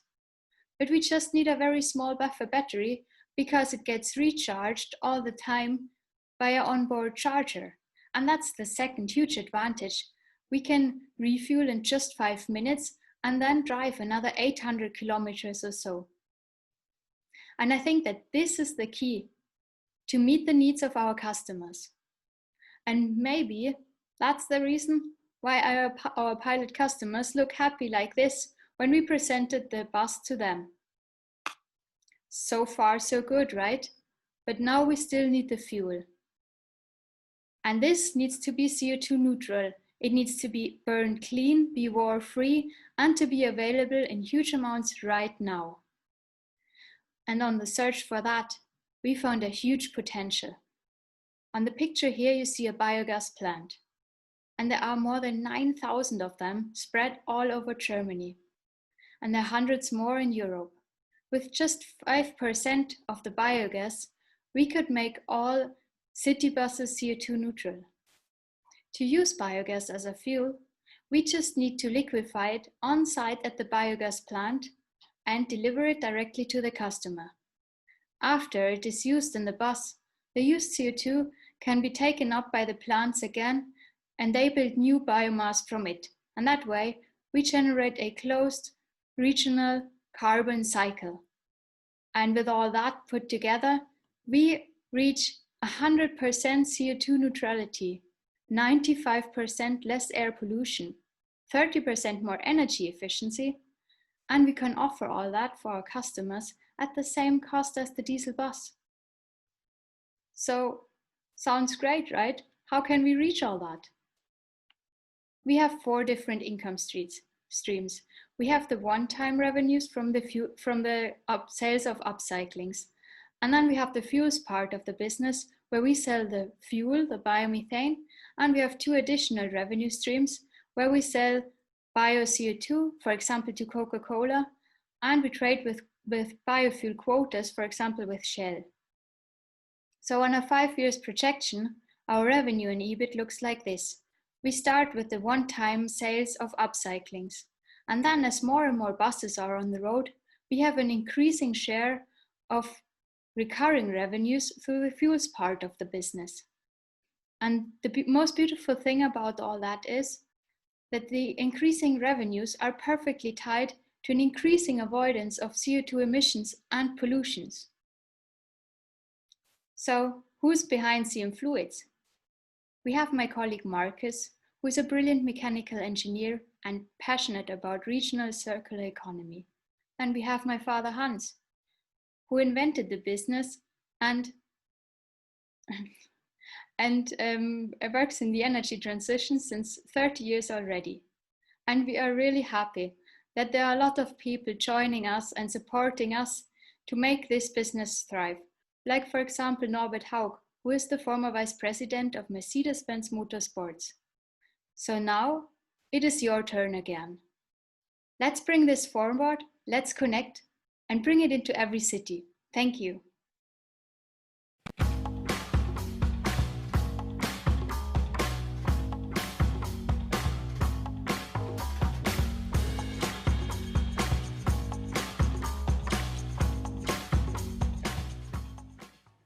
Well done. That is excellent. Really appreciate the presentation. To kick off our questions, are you able to hear us first? Are you okay? Yeah. Excellent stuff. So I'm going to take our first question. Conchita. Thank you. Thank you for a great presentation. I'm curious to know what is the part of the value chain that you directly implement? For example, like the liquefying the biogas and delivering the biogas. I'm assuming that that wouldn't be you; it'd be maybe a partner. So, what exactly are you doing? So we are working together with partners. We do the upcyclings together with partners. So we have a mechanical workshop where the physical upcycling is happening. And then for the fuels part of the business, we do the liquefaction ourselves, but also there's the technique exists on the market. So we can work together with companies to have the technique for the liquefaction there. But we get the biogas plants and the contacts to the biogas plants and organize the transportation to the customer, and that it can be to have a fueling station at the customer. Hope that answers the question. Yes, thank you. Thank you very much. I'm going to move on to Cuddle. You've got a question. Hi, thank you very much, Lena and Marcus. That's exciting. I'm curious to know what the prize money will help you achieve. So with the prize money, it would be great to improve our impact measurement. So now we have the prototype soon driving on our first customer site, and we want to make measurements there to see what's really coming out at the exhaust, so to not have the theoretical values, but to prove it with practical measurements. And then we further we have some options to improve the energy efficiency further by improving the thermal management of the bus. Because in the bus you have, well, that's maybe leading too far. Okay, keep it short, sorry. Well done, and congratulations for keeping it short. That is brilliant. Really appreciate that. Excellent stuff. Peter. Yeah, thank you for the presentation. It was clearer than how I read it in the papers. In the papers, you described that the alternative, so that you're upgrading the bus, is a 300k investment, and the alternative is a 500k buying of a full electric bus. But how does that compare if you look at the total cost of ownership? Because the full electric bus probably has lower operating costs than your alternative. So how does that compare, both in terms of euros, in money terms, as well as in CO2? Mm-hmm. Because the bus in the end does exhaust CO2. It's because of the recycling with plants that you bring it down. Okay, I just start answering, and if something's left, you let me know. So we made a comparison of the TCO over 12 years with each option. And what we came out with was that we would be 20% less expensive than the diesel bus, including investment costs, the fuel costs, and costs for service and maintenance.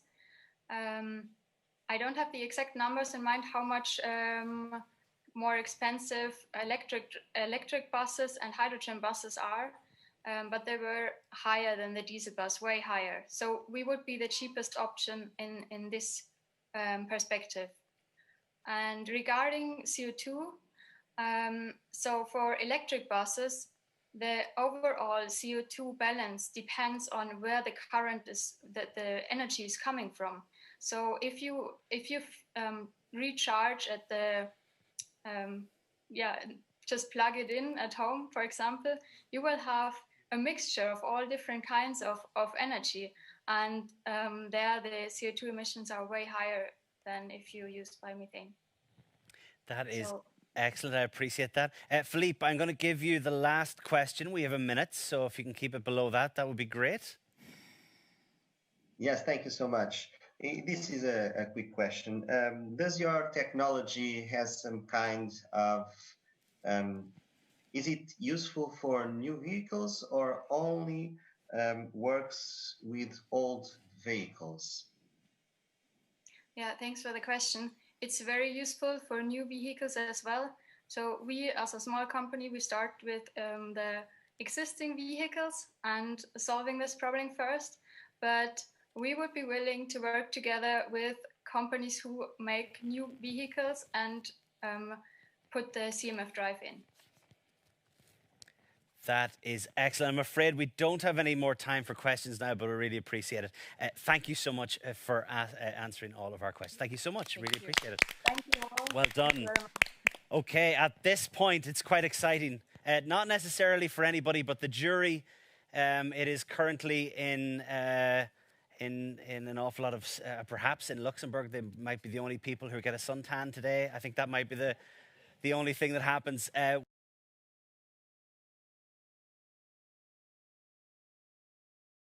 Incredible projects, BuildBuddy, Corax, Skillab, Sponsh, Cuddle, Tucuvi, Life-Based Value, CM Fluids, AG.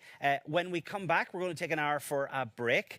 We are going to come back with plastic-free NaviLens, HeraMobileApp, BeeOmonitoring, SoilSteam International, Cokido, and Breeze Technologies. We are really looking forward to all of those presentations. Just to note, we realised that there were some technical difficulties towards the start. If the jury think that they want to see those presentations again, we will make every effort to do that. If they don't, then they have enough information. We will absolutely make that decision. We are very conscious that technology is against us sometimes, and it doesn't always work in our favour. It will work in your favour. We will give a fair shake to all 15. Our jury are committed. To that, we're going to have a break, but for you guys, you're going to have loops of videos, other things. Do not forget to tweet. Do not forget to use the hashtag SIT20 online. That will be fantastic for us. If you see anything that would be amazing and something you'd like to share, please do that. We will open voting after the next block. So if you have been watching our online presentations, we will get you to vote for 3 hours after 3:15, just in time for our award ceremony at 6:30 later on this afternoon, this evening. Ladies and gentlemen, it has been fantastic. We sincerely appreciate you going on this journey with all any difficulties that we have, and the jury have been amazing, but I'd say that to them anyway. So we really appreciate all of the help that the guys have been able to support. With that, we are going to take a break. We're gone for an hour. We'll be back on. Please do tweet. Please do take part in our online polls after all these presentations, and we will see you for our next 7 presentations after this hour break. Thank you.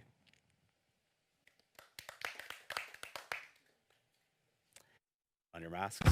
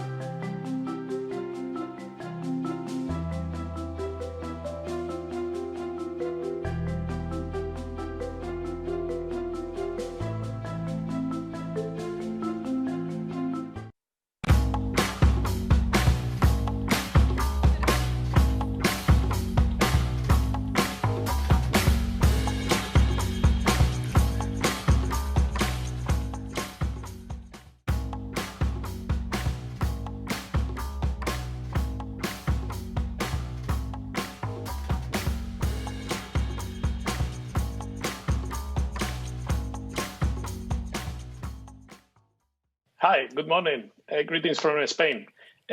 Chris, I think that I need to share my screen. So could you share my screen right now? Great. Let's Let's do this. We are live. In the meantime, we are totally live. Oh yeah, hello. You know, wave to your mum. Everything's good. We're all good. I'm so excited to. I'm so excited to share the passion that we have with this project with you. Okay, can you say before you start? We see your screen. Before you start, we're going to do just a little bit of an introduction for NaviLens. So if you just hold on for 1 second, we'll do that now.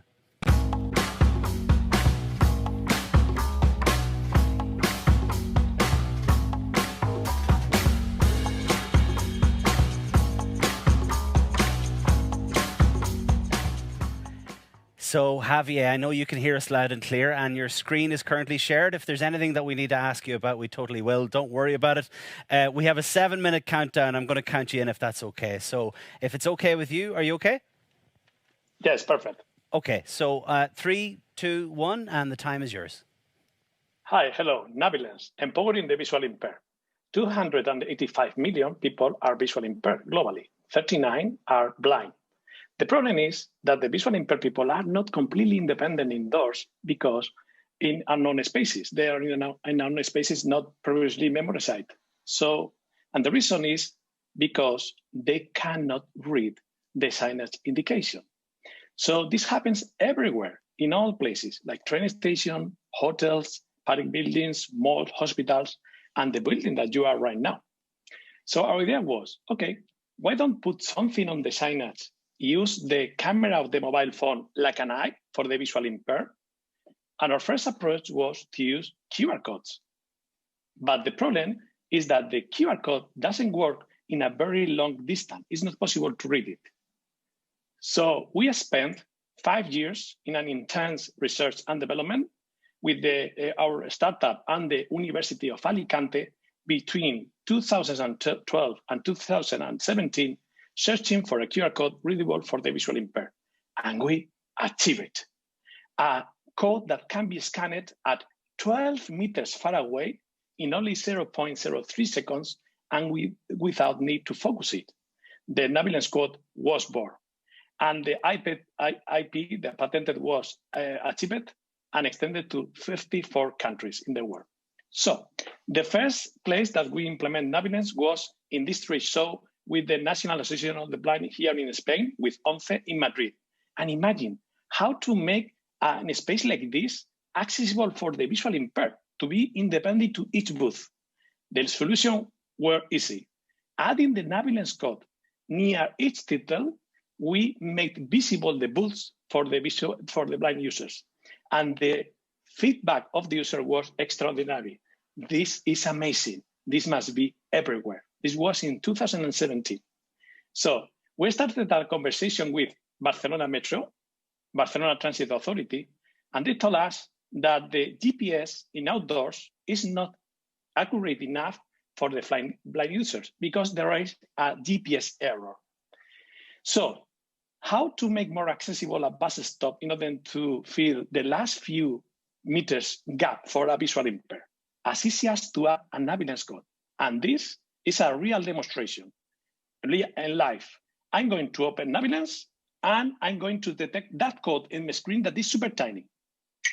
7 meters away, Barcelona bus stop, Gran Via Plaza España, upcoming arrivals, line H12 Besos Vernida 2 minutes, line 13 Mercat Sant Antoni 6 minutes, line 109 Hospital, 8 meters, 7 meters, 5 meters.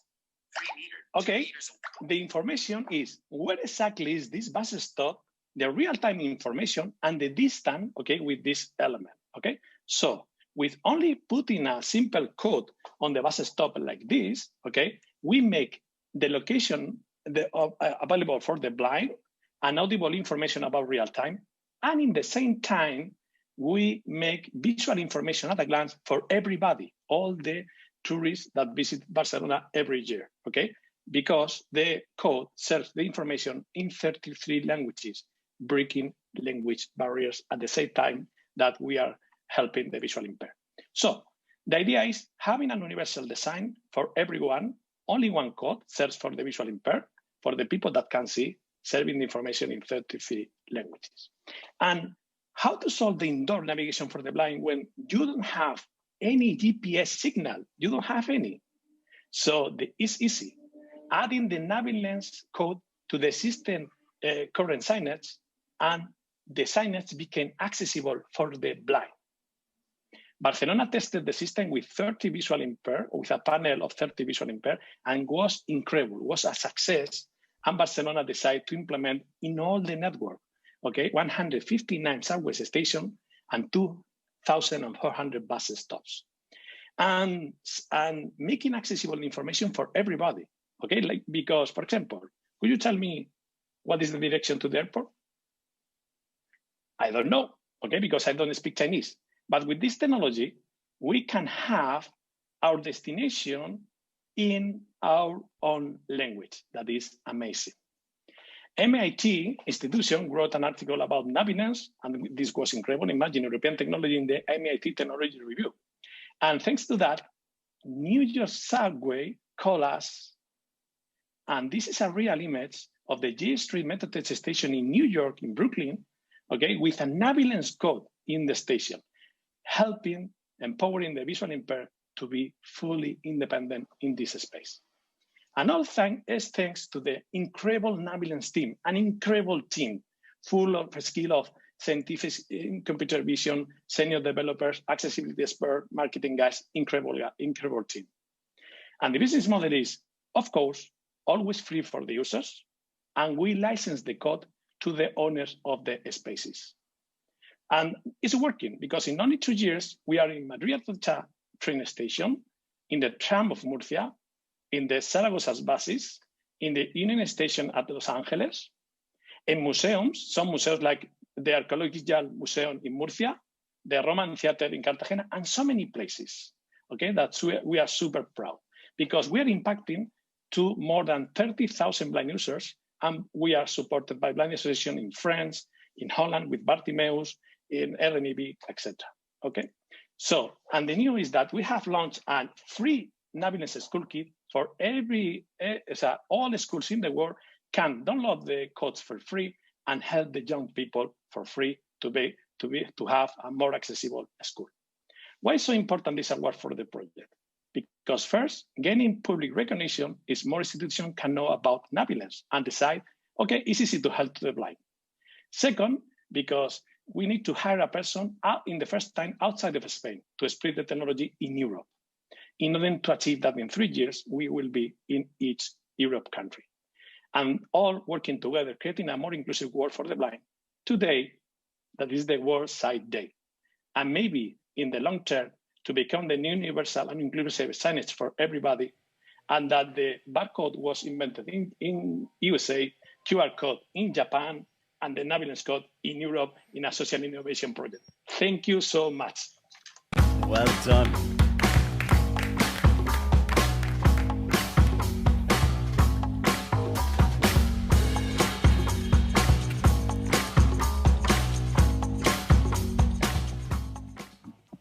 Javier, many thanks. I really appreciate that, and congrats on successes so far. We're going to go to the jury. We are going to ask the jury. I'm going to ask, does Philippe have a question? Yes, thank you so much. Very impressive. I was interested in understanding how do you plan to measure the impact, the social impact of your project beyond the number of users. Do you plan to measure or access the, for example, the increase in social activities by the impaired, the visually impaired? Is justice? Obrigado, Mr. Almeida. So very good question. Yes, more than only the users. For example, with the school kit that we have launched, every school can download these codes and print. For example, imagine this is a code in order to put in the math classroom, okay? And this is the same code in Japanese, okay? In order to have with the instruction, okay? So for example, we are measuring the number for a school that implement this technology. And as we have as partner at the main blind association in the world, okay, we are measuring new figures in order to know exactly how we are helping with our technology. Obrigado. Thank you very much, Javier. I really appreciate that. I saw Olivia's hand just went up first, so maybe perhaps you can... Yes, I have a practical question. If I was blind and I'm in the street, I've got to have my mobile like that. But if my mobile is not directed towards the QR code, what's happening? Because I don't know where it is as a blind. Merci beaucoup, Monsieur Piquer. The thing is, the code has captured without need to focus, okay? And as the code can be detected 12 meters far away, the code, in the same way that you are looking with your eyes, you are moving with your mobile phone and it's detecting the code in real time, okay? That is incredible. And for example, in your country, for example, Gare de Lyon, the visual impaired users use tactile paving, and the technology can implement in the tactile paving in order that in each decision point, they can scan the code and decide if they need to go to the right or to the left. It's like incredible. Hopefully, we can be in Paris very soon. Well, that's Javier is using all the languages here and doing physical demonstrations. I'm well impressed with the use of technology. It was Cattell first, if that's okay. Cuddle. Thanks, Javier.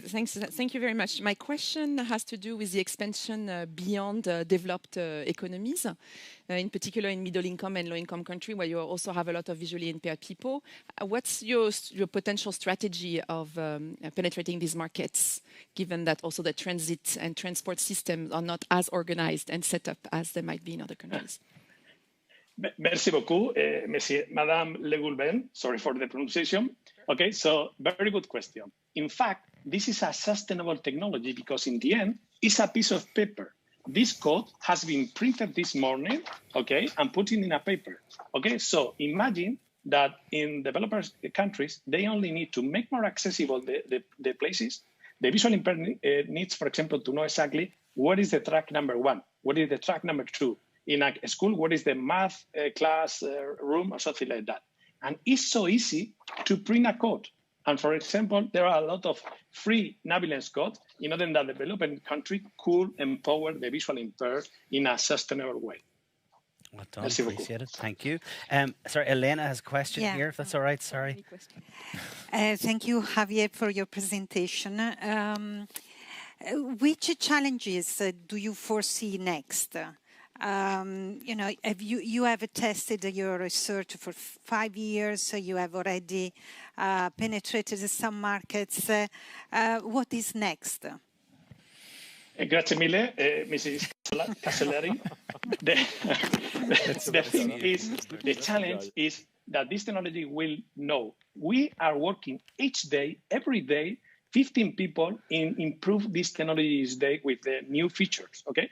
And we are improving in our partners like the Visual Impaired Association, other companies, okay? Because in the end, NaviLens is a technology, okay? So the challenge is that the product will be known and the product will have the attention of the public objective, of the potential beneficiaries plus the potential customers, okay? So the challenge is to make this bigger, okay? And for example, with this price, will be very important for us because in the first time, we'll be able to contract one person in Europe, okay, in order to spread the technology. That is the big challenge, that the people knows about this technology. We don't have time, unfortunately, and I also think that Javier might come take my job because I think that was quite good. Well done, Javier, really appreciate it. That is all for our questions for this at the moment, and thank you very much. Thank you so much for all. Bye. So, well done. Moving on to our next presentation, number 11 of the day. We are going to introduce HeraMobileApp.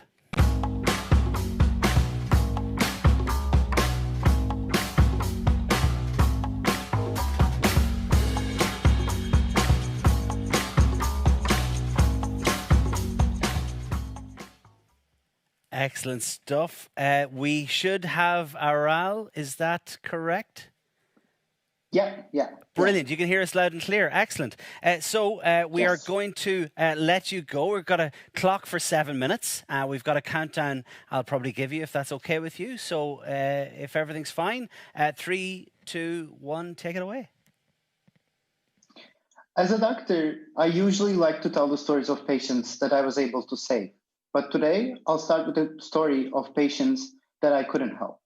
So I used to work in an ambulance in Istanbul, and my job was to reach people who were to die in minutes and make sure that did not happen. You can imagine We saw many patients that needed emergency care.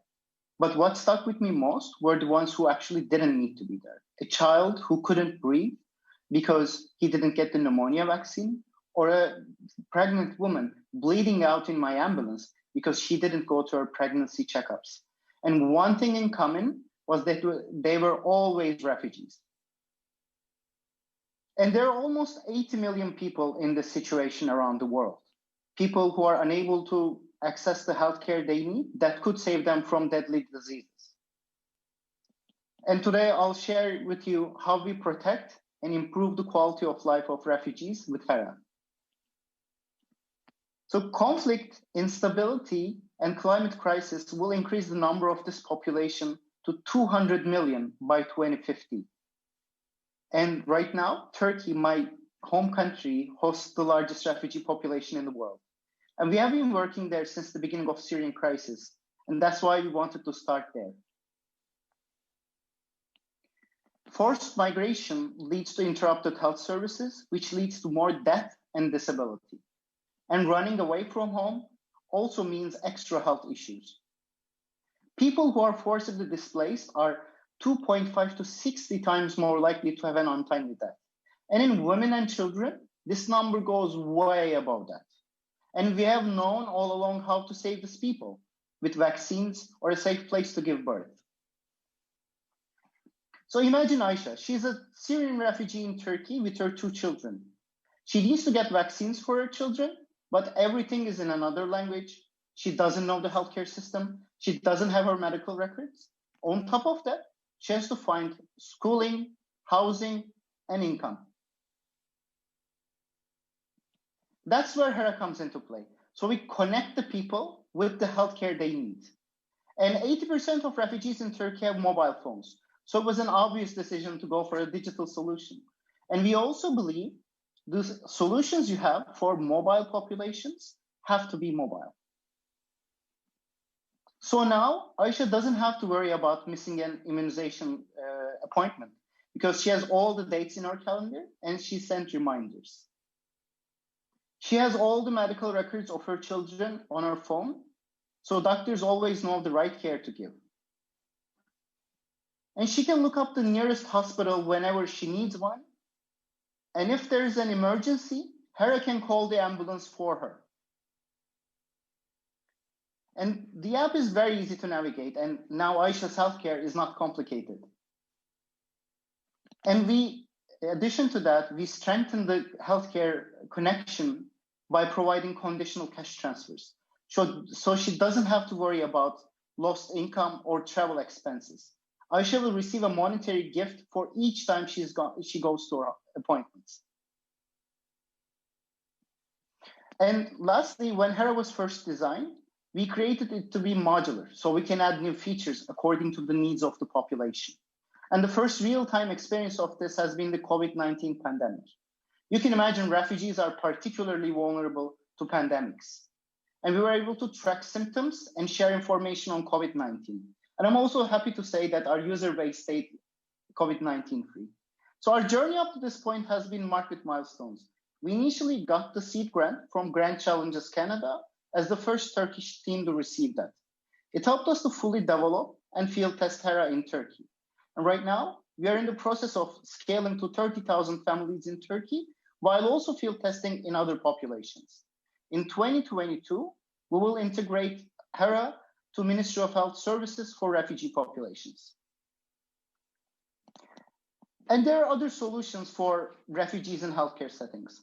But HERA is the most comprehensive digital solution.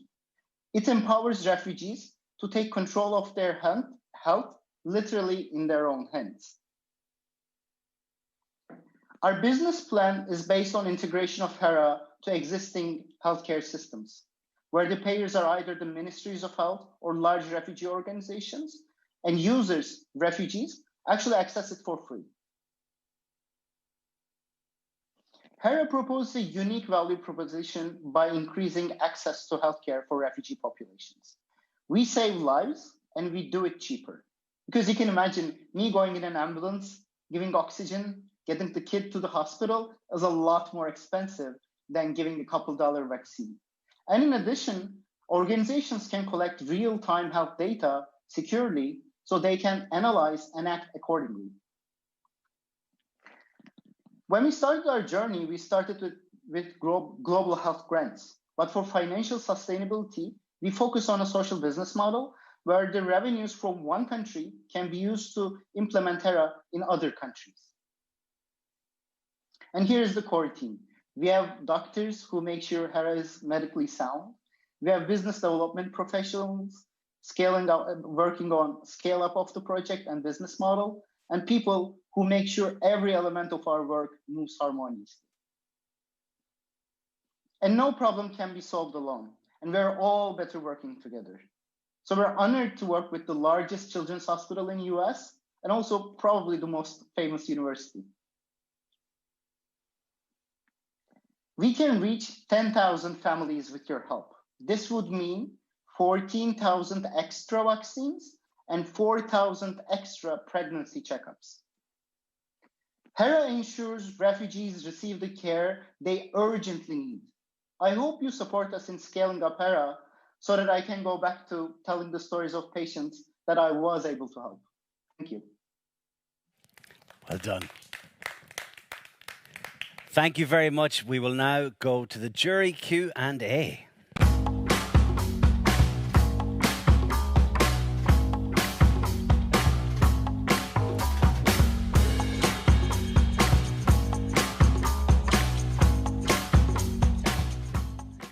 And Aral, well done. Thank you very much. Can you hear us okay? Excellent stuff. Well done. Okay, so we're going to go to our first question for you, Katrina. Yep. So congratulations on a great presentation. In your application, you mentioned a few alternative tools that exist. So, but you mentioned that they're not usually taken up by refugees. So I would like to understand why are refugees not using already existing solutions, and how is yours better for this specific target population? Yeah, thank you for the question. So one thing that we realized when we started working on this and looking at other interventions is that there are solutions, but the reason there are no specific solutions for refugees are because they have specific barriers in access to healthcare. So the usual products that we have do not fit fully or in exact parallel to the healthcare barriers that refugees go through. Because you can imagine if you're in, let's say, there are a couple interventions in France, the applications they have are for the French people. So there is no actually language translation, let's say, from Arabic to French for Syrian refugees. So we believe the reason Hera stands out is because it's designed to the specific needs of the refugee populations, and it is also modular. So if another refugee population needs something else, we can quickly integrate that feature. I hope that answers your question.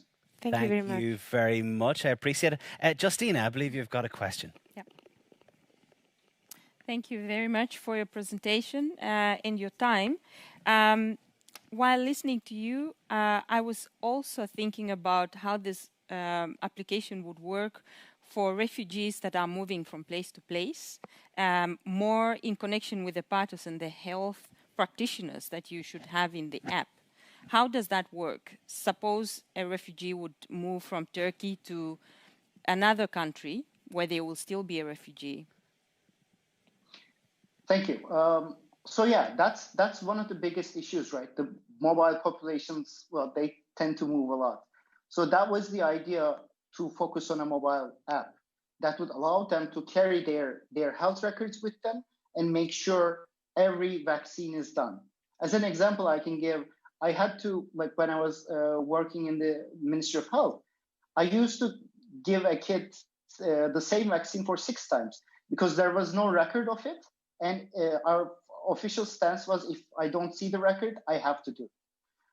And another thing is, right now, Hera doesn't have the provider side live, but we actually do have, where we plan a QR code sharing model where the refugee can, when they go to another country or even another city, they can share the information they have to the provider by using Hera's provider side model. I really appreciate the answer for that. Thank you very much. Olivier, you have a question? Yes, in terms of data and the database you've got on those people, what is the law in Turkey? Is there protection? Is it the same than in the EU?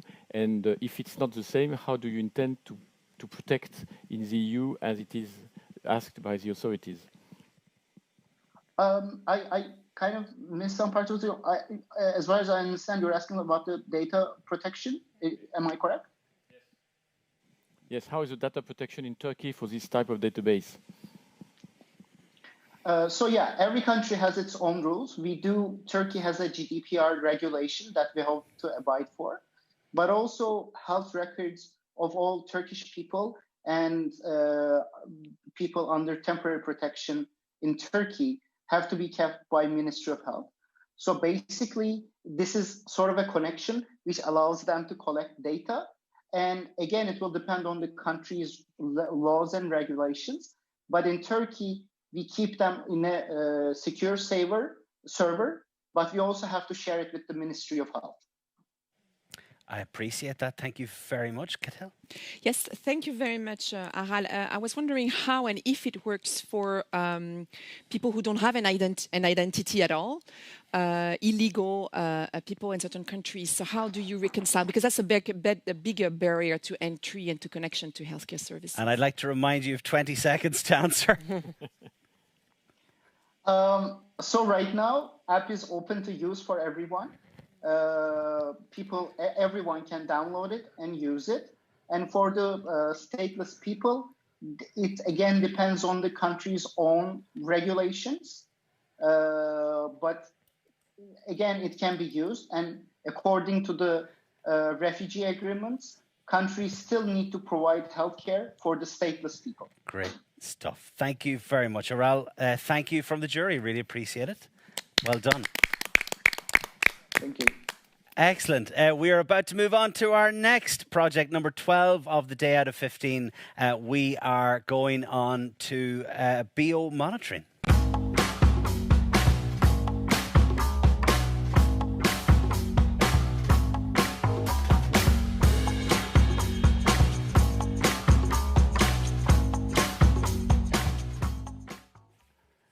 Excellent stuff. And I believe we've got Michael on the line. Michael, are you there? Can you hear us?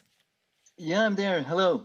Michael, we're delighted to have you along. Thank you so much. I believe that we are going to start for 7 minutes. I'll give a countdown just for 3, 2, 1, and best of luck. Hi, I'm Michael, CEO of Biodiversity. You might know that 9 out of 10 of each of us lives in a polluted area. You might know that there are some pesticides in most of the food we eat. You might know that biodiversity is declining with a strong impact on our environment. Give you an example. Food production directly linked to pollination is worth $150 billion per year. You might know that pollution has an impact on biodiversity and that biodiversity reduces the impact of pollution. But what you don't know is to what extent you are impacted and what you can do about it. And that's due to the fact that, incredibly, there is no tool today to monitor agricultural pollution, industrial pollution, and biodiversity. And if you cannot measure it, you cannot improve it. And a lot of actors need those data. Corporates need that data to protect their resources and for regulatory reasons. Smart cities need it for air quality and management of green areas. Agriculture need it to protect their crops. And decision makers need this data to take proper decisions. So this data is really the gateway to change. And we found a solution to obtain that data.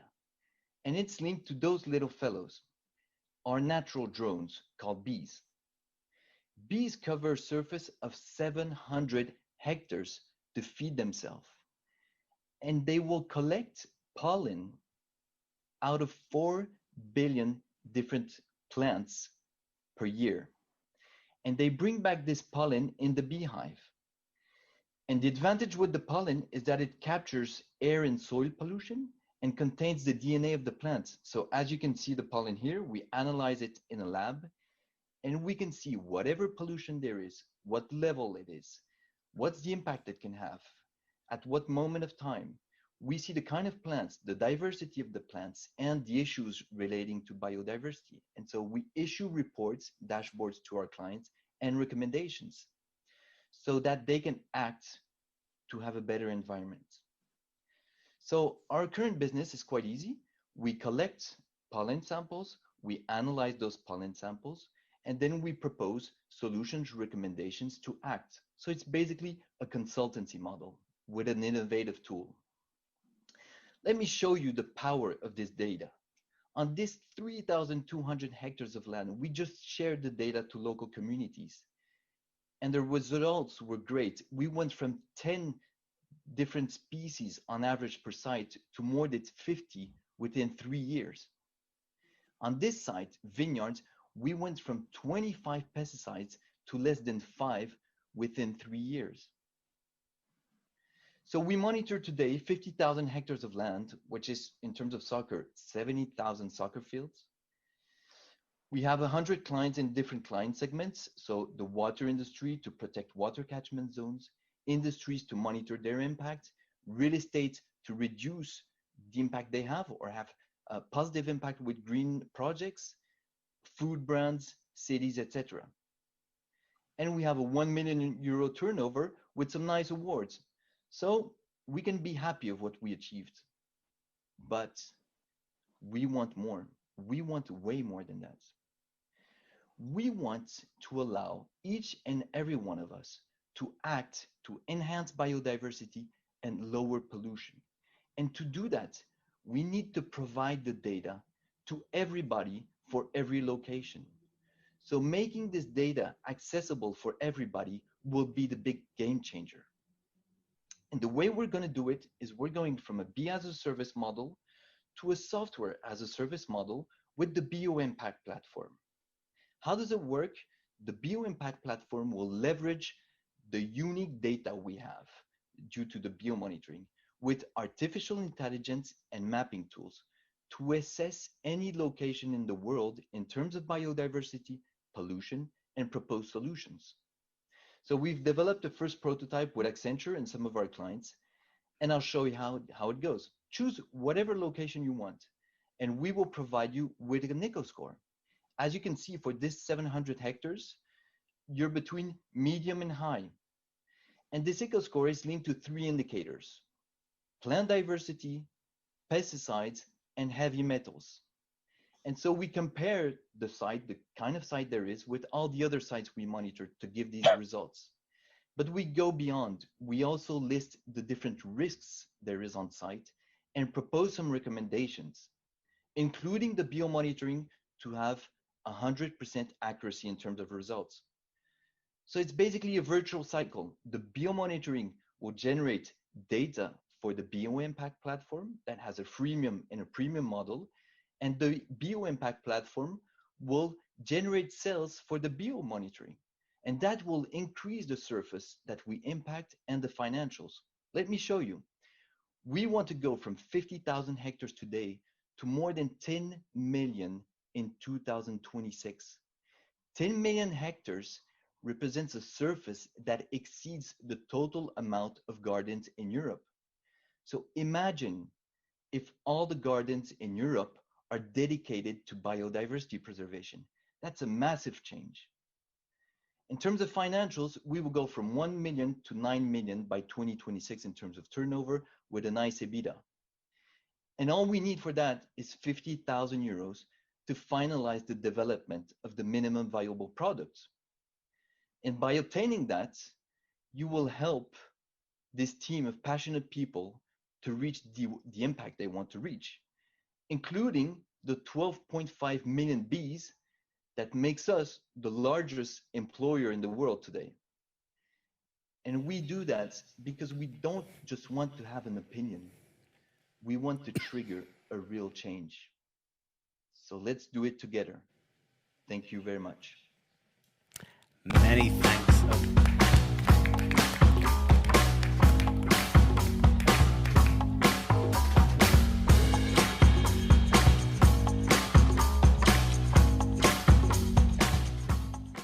Well done. And Michael, I believe you might have been joined by your partner, Bach. Is that correct? Exactly, back to him, yeah. Excellent stuff, brilliant. Michael, we all love the fact that you need exactly 50k, no less, no more. That really went down well with the jury, so just wanted to put that out there. Anybody else is doing it? Okay, so I think I've got Elena, you have the first question, and then Justina. Thank you, Michael, for your presentation. Actually, it's about the 50,000 you need to reach the 9 million and a great social impact. So can you just elaborate better which kind of funding do you need? Yes, actually, we already developed the prototype. So with partners such as Accenture, we developed the algorithm. And now we need to develop the web platform. And so we would like to allocate the 50,000 euro to hiring a CTO. So we already have some IT developers, but we need a CTO internally who will coordinate the other partners. So that's very important. And that's what we need to develop the MVP, which is an investment of more or less 250,000. And then for the global platform, we will need additional funding of about 700 to 900,000 to finalize the development of all the platform we have in mind. Michael, thank you very much. Justina, you had a question. Yeah, maybe a silly question, but how does that work with the bees? In the sense, you just said you're one of the bigger employers in the world. I'm struggling a bit with understanding how you're using the bees to get this information and how you're planning to scale that globally. Okay, so the bees you have to see the bees as a drone collecting samples in the environments at a very, very large scale. And these samples, so pollen, when we analyze them, they contain the pollutants and the DNA of the plant. And through this analysis, we get all the data on local pollution and local plant diversity.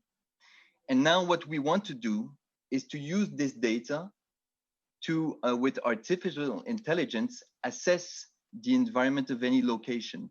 So we can already tell you now on any site, this is what the pollution you have, this is what the biodiversity you have with placing bees on site.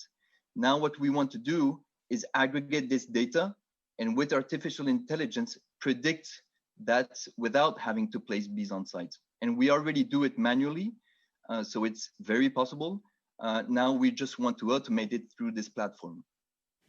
I appreciate the answer. Thank you very much. I'm going to go and presume that Philippe has a question. I'm not sure. Philippe, have you got a question for us? Yes, thank you. I'm going to make maybe 3 questions very quickly. What? I promise. Okay. No, okay. just one. Concerning your, well, you need the bees to work for you because you need the pollen that they pick up. But in major cities and urban areas, you don't have a lot of bees doing that. So you cannot measure the pollution and the biodiversity in more urban areas, I'm assuming. And concerning your pricing model, I understood that it depends on the number of monitored sites.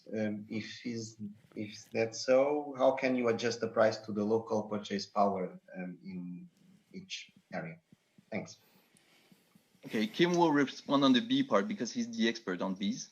Yes, in fact, you have bees everywhere in the world, including also into the cities.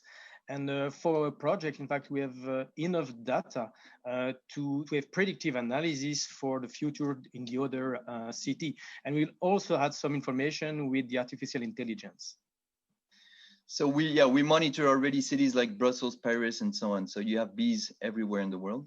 And in terms of pricing, it really depends of the amount of sites the clients will monitor. And so there will be a first freemium pack so that everybody can have access to an eco score and to the first main risks you have on site. So that will be for free to get everybody involved. And then there will be premium packs between 1,000 and 10,000 euro per year, depending on the number of sites that corporates or city wants to monitor. So up to 30 sites, it would be more or less 3,000, 3,500. Above 30 sites, it would go up to 10,000 per year. Okay, brilliant. I think, Peter, you had a question for... Yeah, I had a few, and some have been addressed already, oh, but there great. is so one question left, very simple question. You have classified your initiative primarily as addressing SDGs 3, health and well-being, and only secondarily 15.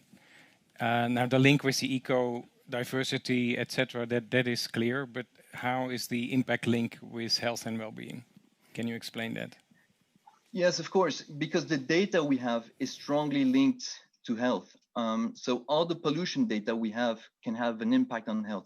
And if I only take pesticides today, we can monitor pesticides that nobody knows about, that have a strong impact, of course, on health of farmers, but that can have an impact also on those who eat the food. And it's the same with industrial pollution, for example. We have indicators of high pollutants in cities, for example, or other areas that nobody know about, and that have a strong impact on health. And by sharing that information to local municipalities or cities or corporates, they can reduce their impact and reduce the impact they have on human health. Thank you very much, both Michael and Kim. Deeply appreciate you joining us today. Thank you so much. A round of applause from our jury and our audience. That is excellent. Thank you very much. We're about to move on to our next round. This is number 13. It is SoilSteam International AS.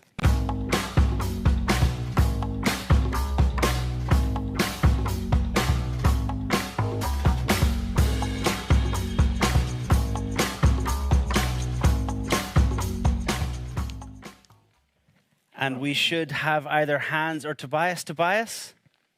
Hans? Yes, Hans Christian is here, yes. Hans, excellent stuff. Brilliant. We can hear you loud and clear. That is excellent. So we're going to give you 7 minutes. We're going to give you a countdown, if that's okay. So anytime from now, 3, 2, 1, and best of luck. Thank you. Good afternoon. My name is Hans Christian, and it's a pleasure to be here today and represent SoilSteam International. More than 25 years ago, my father and 2 other farmers began experimenting to find alternatives to chemicals in agriculture because they had great difficulty fighting fungi and weed in the soil. Let me start by taking you 70 years back in time.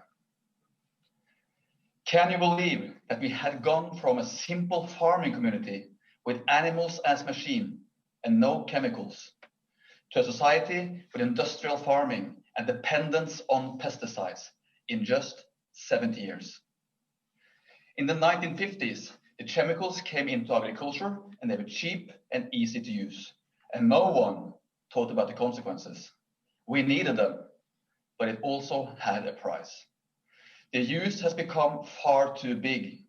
We use 4 million tons of pesticides, 250,000 truckloads every year. These chemicals does not disappear after use.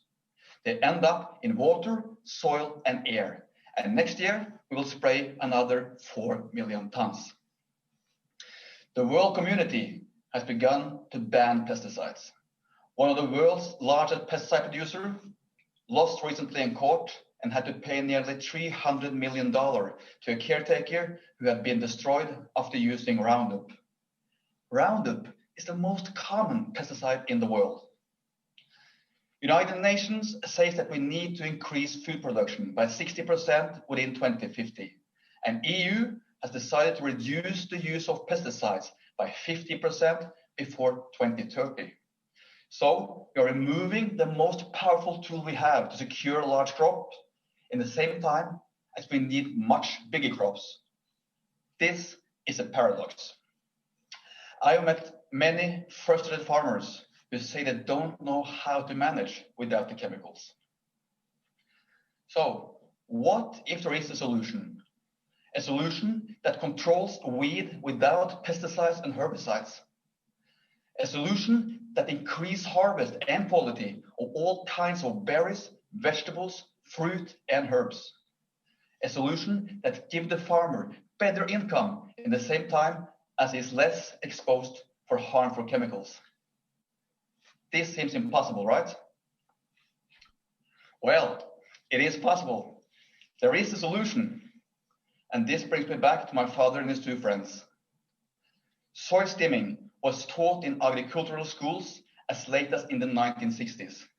But the knowledge disappeared when the chemicals were both cheap and easy to use. My father started to see the weaknesses of pesticides in his production. He started working on this technology again in the 1990s. He is the reason that SoilSteam International has the most advanced technology in the world for steaming soil today.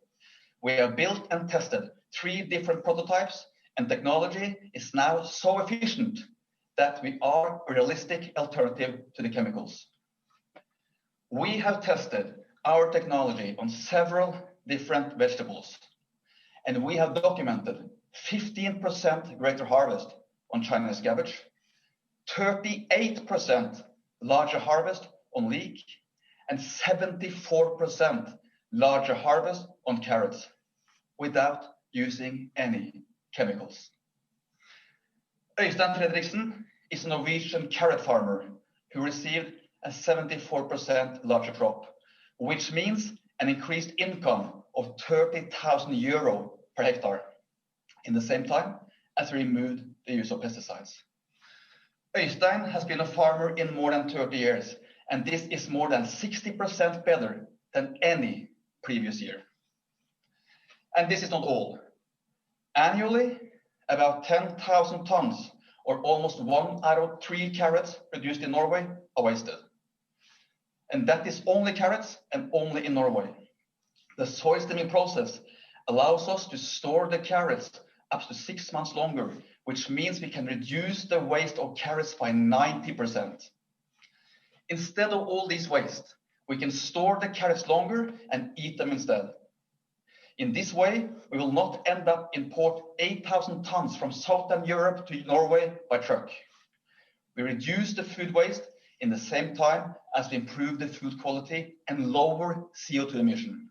On top of that, the farmer gets a much better income. This is sustainability in all aspects. Professor Stephen Fenimore from University of California, Davis states that our technology is a game changer in modern agriculture. This is a team which is prepared to reduce the 4 million tons of pesticides getting out in nature next year. Our technology has got attention from most parts of the world, and in 2019, we won the prize for the most promising agri-tech startup in Europe. In 2018, we held a presentation in the United States Soil Conference in Rome. It was a great honor to our work. We work with the best universities, research institutes, and marketplace in our business, which includes the biggest agriculture university in the world, UC Davis in California, and the world's biggest berry producer, which is Driscoll's. This picture is taken during testing 3 weeks ago. We will deliver the first commercial machines next year. By 2022, we will have 14 machines in the field and 300 by 2025.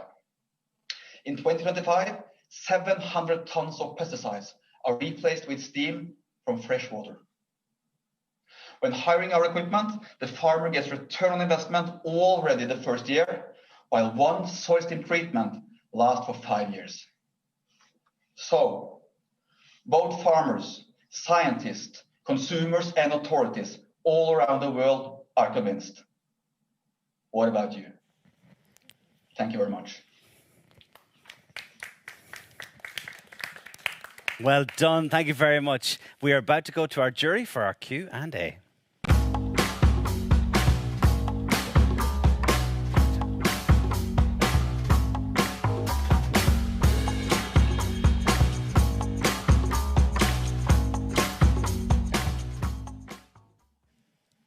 Hans, can you hear us okay? I can hear.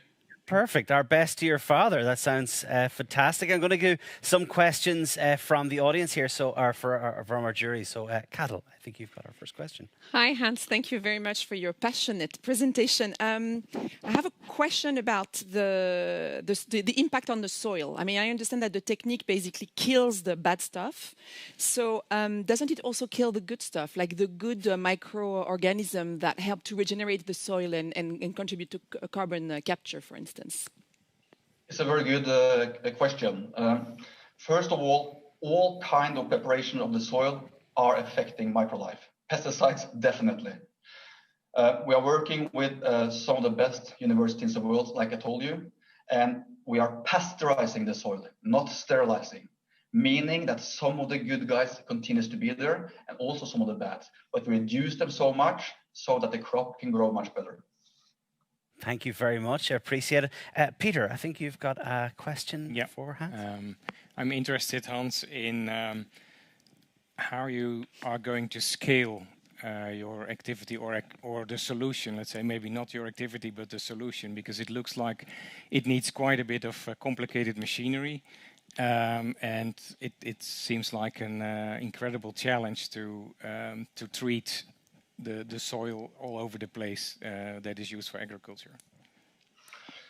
Well, first of all, we are not targeting the whole agricultural business. We are targeting the berry, vegetable, herb, and maybe also flowers, because they are the kind of crops which has most problems related to fungi and weeds. It's an expensive piece of machine, but we already have interest for so many contractors because our model is by using contractors. We want contractors to use the machines so all kind of farmers can rent them in. One treatment with our machine lasts for maybe up to 5 years, meaning that there is no need for one farmer to own his own machine. That's a great question. I'm going to go to Philippe for one question. No, I'm only joking. Whatever Philippe wants to ask. And a small one, I promise, please. Is it cost effective for small farmers? It all depends on what they grow. But like the example I had with Øystein Fredriksen, the Norwegian farmer, he paid 1/3 of his extra income the first year. And we expect this treatment to last for up to 5 years. So yes, it is very, very good business for a farmer to steam the soil if you grow the right crop. Thank you, Philippe.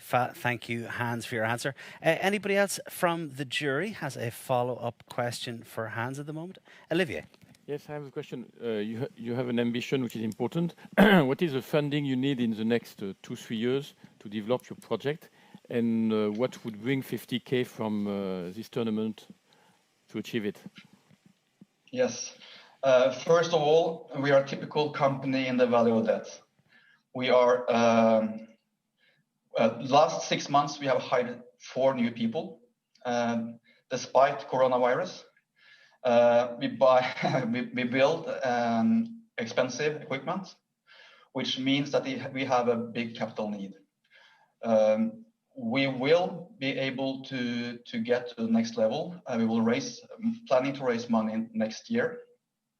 But regarding this price, it's both about the prize money, which will help us to be able to buy one engineer earlier. We need highly skilled engineers in order to improve our technology. But the other side of that point is that the recognition by getting a prize like this, we are targeting the whole European markets, and you represent that. Thank you very much. I think we've got time for just one more question. I think Justina had one follow-up question. Yes. Thank you so much for the presentation. Maybe you can say something about your business plan from a financial point of view. Well, like I said, first of all, we are planning to raise more capital next year. We will not earn money before something 2022. We will lease out our machines to contractors, which are doing the job for the farmers. So in that way, we'll have a limited number. I mean, we have 40 machines in the market in 2022, and those would be through ourselves or to contractors. We really appreciate it. Hans, thank you so much. That is the end of our 5 minutes Q&A, but we deeply appreciate you taking the time and answering the jury's questions.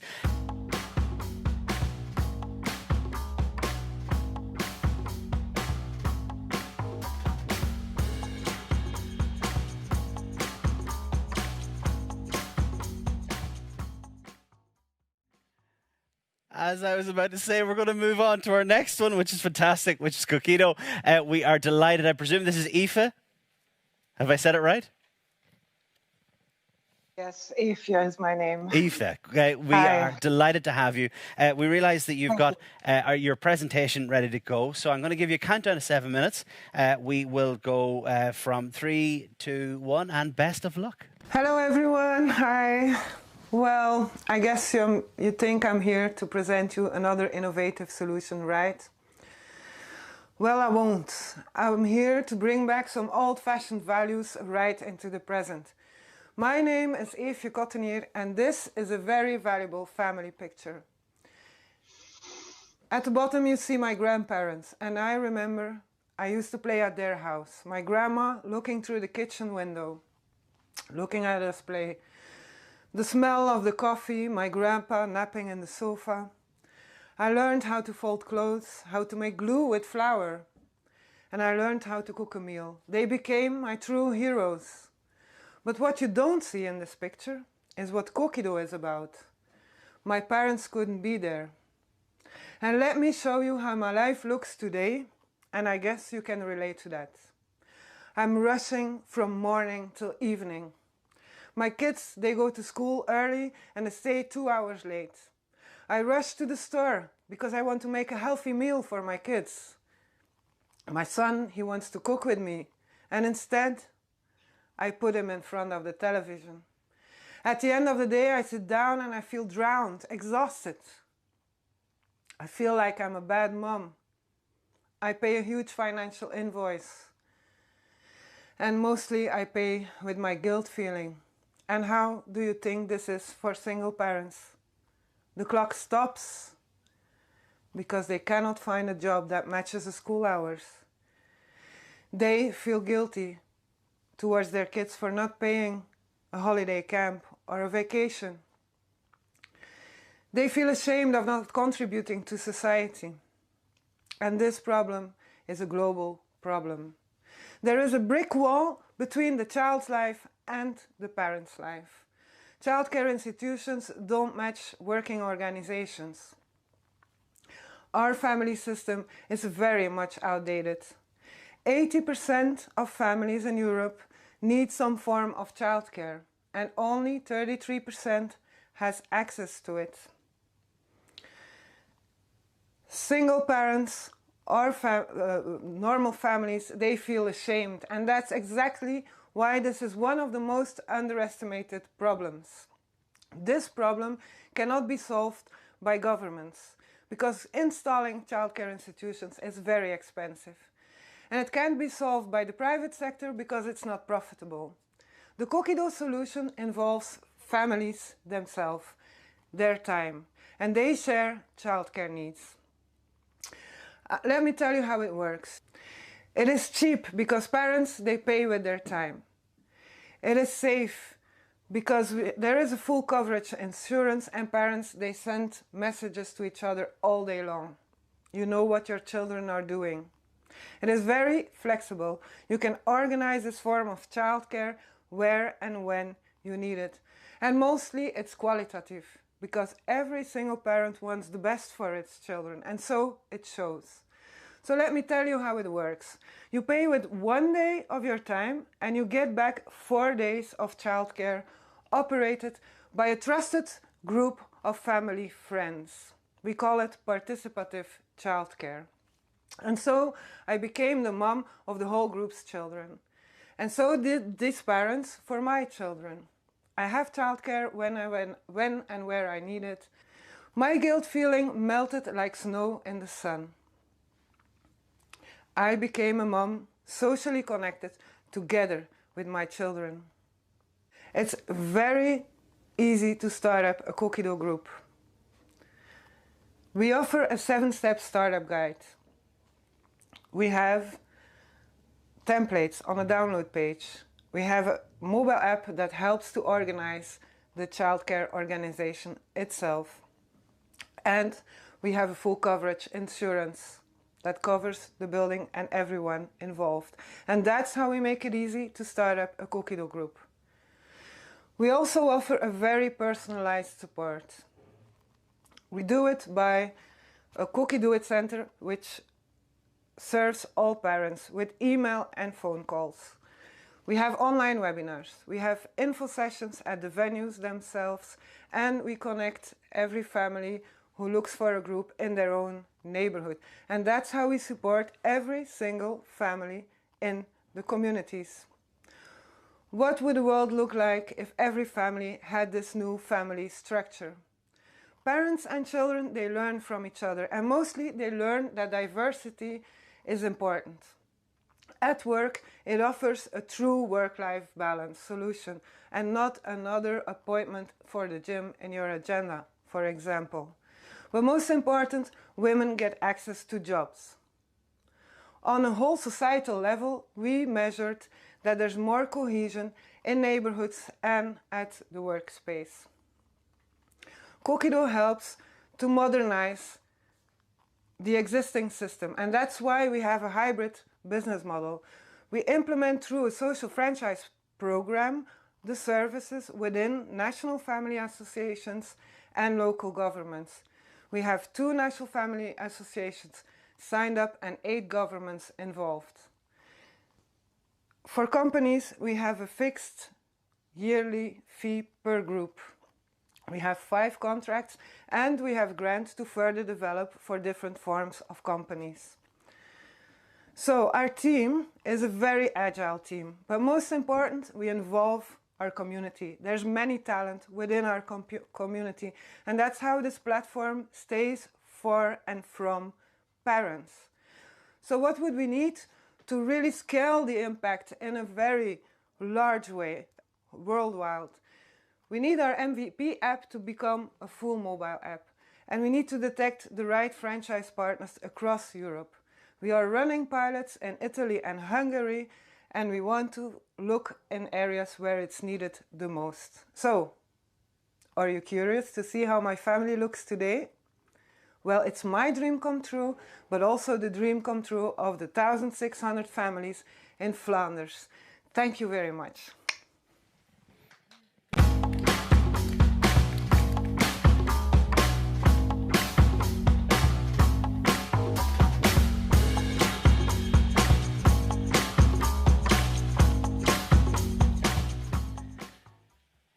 Aoife, well done. Can you hear us okay? Yes? Yes, I hear you. Thank you Excellent. very much. Obrigada, merci. Great. And dankjewel. I think we hit all the languages there. We really appreciate it. Can I just say at the start how amazing that photograph is of your family? It was fantastic. Anyway, beautiful and brilliant. We've got 5 minutes for Q&A from our judges. I'm about to start off now. Elena, I believe you've got the first question from the jury. Yes. Thank you, Aoife, for your presentation. I have a couple of questions, actually. One is about the gathering places where this family meet or take their kids. And the other one is about the business, the corporate business. So I didn't understand whether the parent who is going to take care of the kids take a day off or what happens? All right. The answer on the first question is we transform networks into communities, and it's existing networks like school networks, neighborhood networks, and company colleague networks. It happens in schools, in public venues like community houses, and at the workplace itself. And yes, at the workplace, the employer, they give 1 day or a half a day off of work in order to take care of the children. they see that the bonding and the social tissue between the workers becomes a lot better. It's like a team building all year long, but it's operated mostly in school holidays and companies. That is great. Really appreciate it. Thank you very much. I'm wondering who is it? Philippe perhaps has the next question. Philippe, am I putting you on the spot once more? Hi. Philippe, just hold on one second. We just want to get sound just to make sure that we can hear you. No. There we go. No, it's okay. Well done. Okay, sorry. It was my mistake. For what I understood from your application and what you said, you need to make partnerships. You want to make partnerships with parents' association in order to develop these networks in different locations.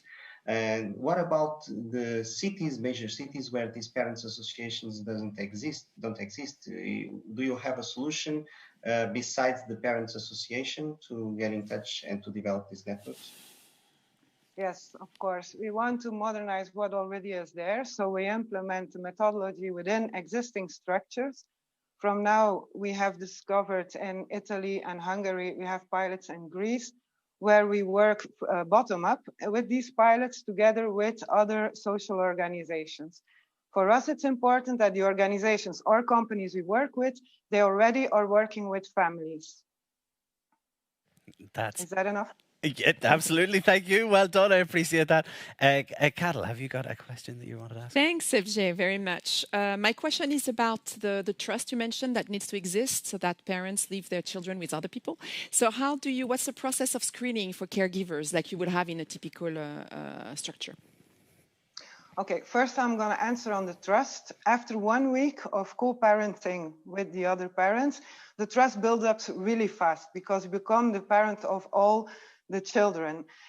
You're minimum 2 parents together with the children, so there's internal social control mechanisms. So actually there is a screening offline. So we are not a technology-oriented organization. We use technology to make it easier to get organized, and the trust is something that is built within the offline community, and they get together before they start organizing the childcare itself. So there's a very clear process that is handed out, so this trust is already built before they really operate. Really appreciate it. Thank you very much. We've got time for one. I think it was Justina. Yeah. Was there a fight there? I think Justina won. She's the president of the jury. Don't worry, we'll give it to her. Thank you. I was just curious because I read that you are already operating in Belgium, so you have some experiences. What are the risks and what are the challenges you've had so far? Well, I'm just going to ask you a question back. The risks and the challenges on our organization or within the Cokido groups? What did you mean? Did you hear me? Sorry, are you able to hear okay, Aoife? Yeah? Yeah, I heard the question. Oh, sorry, can you repeat the question? I beg your pardon. Yes. It's within the Cokido groups, you mean, or within the organization? Within the Cokido groups, I would start with yes. Yeah. Well done. Well, so we co-create together with these groups. It is made with parents, for parents, of course. And every time we see something like a conflict, we co-create the solution together. The risk at this moment, in the 5 years we're operating, we didn't have a lot of problems. The risk would be for us, like if, for example, governments start to ask from the parents to do it like this, the choice has to come from the parents and the ownership has to stay within the groups. And for me, that is the biggest risk, that it should be institutionalized and obliged. Aoife, we really appreciate it. Thank you so much, just in on time. Thank you very much for presenting here today. Thank you. Thank you. Well done. And with that, we are coming to our final, but not last but not least. So we are going on to Breeze Technologies.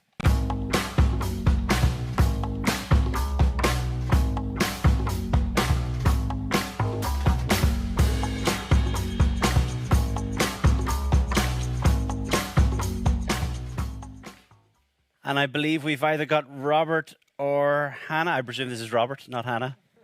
Yes, hello. Excellent. We are delighted that you were able to join us and everything is clear and we can hear you fine. We're going to give you 7 minutes, countdown from 3, 2, 1, and best of luck. Hello, everybody. My name is Robert Heinecke. I'm one of the founders and the CEO of Breeze Technologies. We are a leading provider of modern air quality sensors, data, and analytics. Air pollution has become the greatest environmental health threat of our time. More than 7 million people die every year due to air pollution. I experienced heavy urban smog for the first time back in winter 2014 when I was living and working in Istanbul. At some parts of my stay there, I could barely see the other side of the street. And what I learned really shocked me. Cities today employ technologies that have mainly been developed in the 60s and 70s to monitor and to curb air pollution.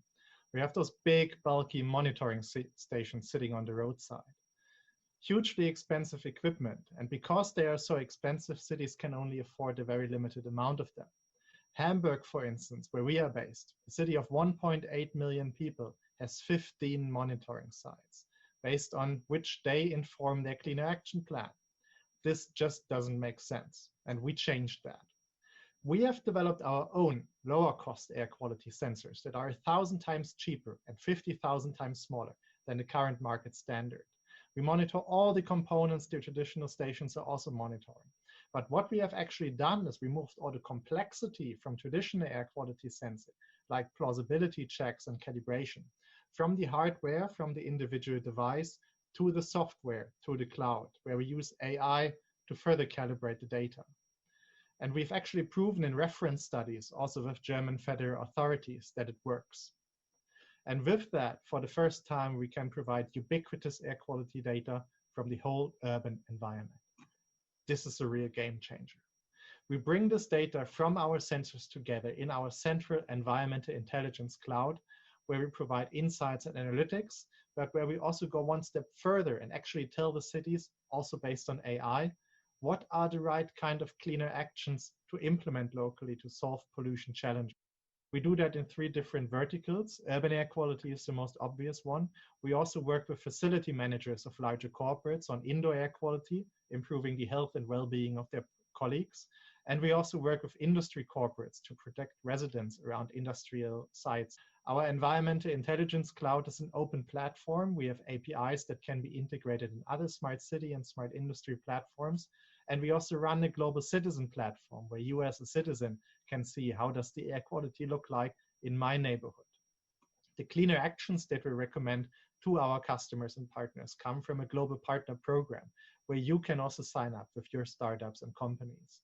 Basically, we look at what kind of cleaner actions had the best success in similar environments to the one of the challenge that we're currently looking at. And then we rank them and recommend to our customer the top 1, top 3, top 5 solutions to improve their local challenges. This is also what makes us unique compared to other startups. We not only provide sensors and data, but we actually help our customers to solve the local challenges they have. And compared to the legacy solution providers, well, we are much cheaper on the one side, and we provide better quality data thanks to a much higher resolution. We have already reached break even with our business. We bundle our hardware and software together in a product subscription. We further monetize also the air quality action recommendations that we give out through our partner program. But in the future, we want to get to a point where we install the monitoring networks for free and actually monetize on the data. There's a huge potential to use air quality data in all kinds of industries. Imagine real estate investors that make investment decisions based on historic air quality data. Your running app that tells you where the healthiest running route is based on your location and current air quality levels. Together with the Finnish company Proximia, we're bringing to the market an app for pedestrians, how to get from A to B while exposing yourself to as little pollution as possible. And this can be used by asthmatics, it can be used by elderly, younger mothers with children to protect themselves. Creating this transparency is the first pillar of our societal impact model. We help people to protect themselves, but we also enable them to start asking for change. We then further enable this change because for the first time ever, there is a solution that businesses and cities can use to monitor and especially to improve local pollution levels. And through that, we're also facilitating momentum, because the more cities, businesses, other organizations start to adopt this, the higher the pressure on the remainders get. This is connected to 8 of the 17 Sustainable Development Goals, 3 of which mention air quality directly. We have a complementary leadership team. I myself have been in digitalization and strategy consulting before. Sasha, the other founder, has been working as a software developer in real estate and insurances. We are both Forbes 30 under 30. Haris, our head of science, has been working under the LIFE framework on the biggest European environmental research projects. And Hannah, our head of operations, has been working for GIZ and the German government as a project manager before. We already bring a change today. For the city of Hennef, for instance, we are looking at what kind of impact new speeding limits have on the air quality in their downtown area. And they can use that to further inform their urban planning and to create a healthier environment for their citizens. Together with Microsoft, we have built the densest air quality monitoring network in the world, correlate this with traffic data, based on which we build new best practices for mobility planning for cities. And together with the environmental NGO NABU, we are monitoring the impact ships have in the Hamburg port area and help them to argue for stronger environmental regulation. We are a team of 12 people right now based in Hamburg. We serve customers from 8 nations, also including the US. We have more than 12,000 data points already on our platform and have been endorsed by numerous national and international organizations, such as the EU Parliament. The prize money will help us to become fully independent. We will purchase testing and calibration equipment, which we currently still need to contract an outside engineering office for. We also will further industrialize our processes, so we will scale our production capabilities of sensors to fulfill bigger orders, and we will hire somebody to model and monitor our impact further. So to define KPIs and then to employ them in the projects that we do, to refine our sales approach, and also to argue for more grant funding. Thank you very much. I'm looking very much forward to your questions.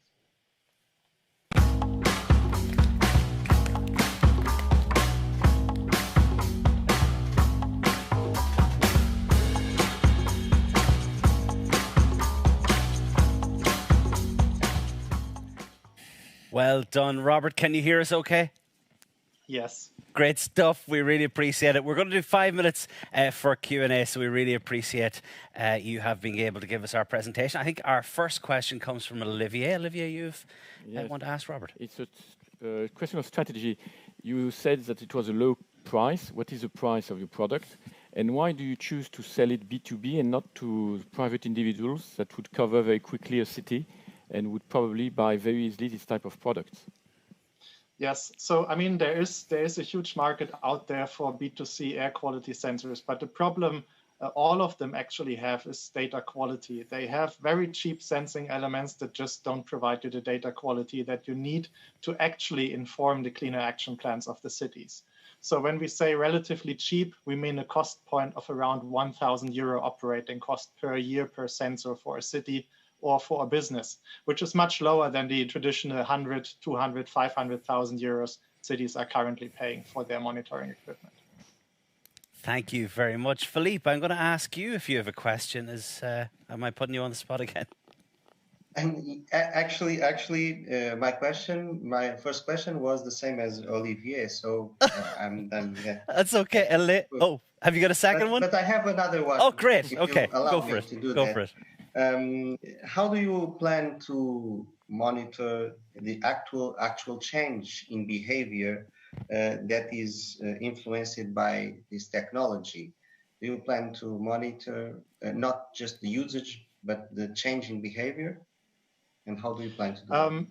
Yes, exactly. So, I mean, the scientific analysis of the data that we are gathering is a huge part of our business.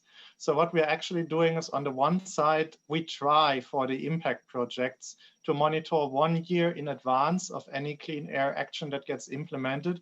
Then we recommend cleaner actions to the city, they get implemented, and then we monitor 1 year afterwards. And through that, on a scientifically good foundation, we know what was the change, what was the impact.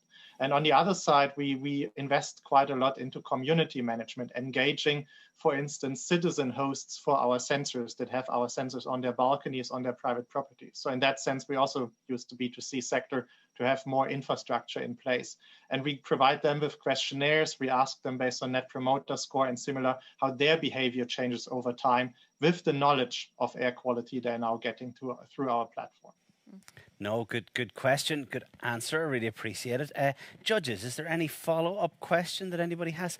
Yes, do you want to go ahead, Cuddle? Yeah, I wanted to ask you about the logistics of deploying all of these sensors and whether the difference in cost for the municipality, for example, that you mentioned, includes the cost of deploying the sensor and maintenance of it. Because, you know, exponentially multiplying the amount of sensors will also multiply again, you know, the logistics and maintenance cost. So is that factored in the number that you gave us? I mean, maintenance is definitely included in our pricing already. So what we typically do is then replace the units that are faulty. We do our own health management also on the sensors that are deployed. The installation and the replacement locally to have an electrician or somebody similar there, that is not included. That is typically done in the case of the cities by the utility company of the city or by an employee of the city. Or on the other side, in the case of businesses, it's by their facility management. But we do realize the more infrastructure you deploy, the higher your maintenance or the higher your installation costs get. And we are working also on setting up partnerships with engineering offices, with big electricity companies to get service in place to also be able to do that for our customers. That is appreciated. Thank you, Robert. I think we've got time for one more question. If anyone's got a quick... Oh, Elena, I might have to get in there, Peter, sorry. But I will be very fast. Robert, you mentioned in your application citizen portal sponsoring. What is it exactly? Yes, so we operate a global citizen portal with more than 12,000 data points where everybody can see how's the air quality in their neighborhood. And if you put in an address there where we don't have any sensors, then there's going to be a pop-up where you as a citizen can sign up with your balcony, with your private property as a potential sensor host. And in this way, we can leverage companies, cities that want to do a project but don't have the infrastructure in place, and citizens on the other side that want to know how their air quality looks like in their neighborhoods, also following the Partnership for the Goals SDG. We really appreciate it. Unfortunately, we only have a few seconds left. We don't have enough follow-up time, but we really appreciate your time and your answering the questions there. Thank you much, Robert, from Breeze Technology. Thank you. Well done. Brilliant. Thank you. And so we've come near the end of this portion through all of the finalists. I was just saying at the very start, normally when you're able to present, when you're so passionate about your social enterprise, your social entrepreneur, your company, the organization that you're working with, to be involved in this is kind of nerve-wracking enough. And while the jury try their best to put people at ease, it doesn't negate the fact that obviously that's been a tremendous lift from you guys. Not only online this year, combating all of that, but also sometimes not even in your own native language, it being second or third. So we really appreciate all of the efforts. I don't even know how you did it. So a huge congrats from us to all the finalists. My step-in audience jury will give you a round of applause, as I will. Well done. We have appreciated that. Also, this is the time where the jury will go to moderate. We are going to take the next 3 hours for them to make the decisions on all of the prizes and categories. However, they are not the only jury. There is an online jury, should I remind you. There is 10,000 euros at stake. So you please have the opportunity to go on and to vote for the audience award, the one that you think should get 10,000 euros in cash prizes. If you log on to 2020sit.com, you will get all the information. You can download the booklet and you will be able to review all of the previous finalists that are online. It has been an extraordinary day. We deeply deeply appreciate it. I have one request for those, not those that are following us online, for those that are participants. We want all the participants to stay on. We're going to do a group photo. It is not the same as the group photo we do every other year, but we do want to have smiley faces and all those other great things, so please do stay online. But for now, our next call is at 6:30. Of course, voting is closing at 6:15, so please get voting from 3:15. Voting will be open soon for 3 hours. Then we will have the awards ceremony, and as I said, €150,000 is nothing to sneeze at, so we sincerely wish everybody best of luck in all of that. With that, we really appreciate it. We're going to take our break now for the next 3 hours. We will do the jury deliberation. We'll ask the jury to stay where they are. I know it's been a hot day under the lights here in Luxembourg. We really appreciate all of your help. And with us from now, thank you so much.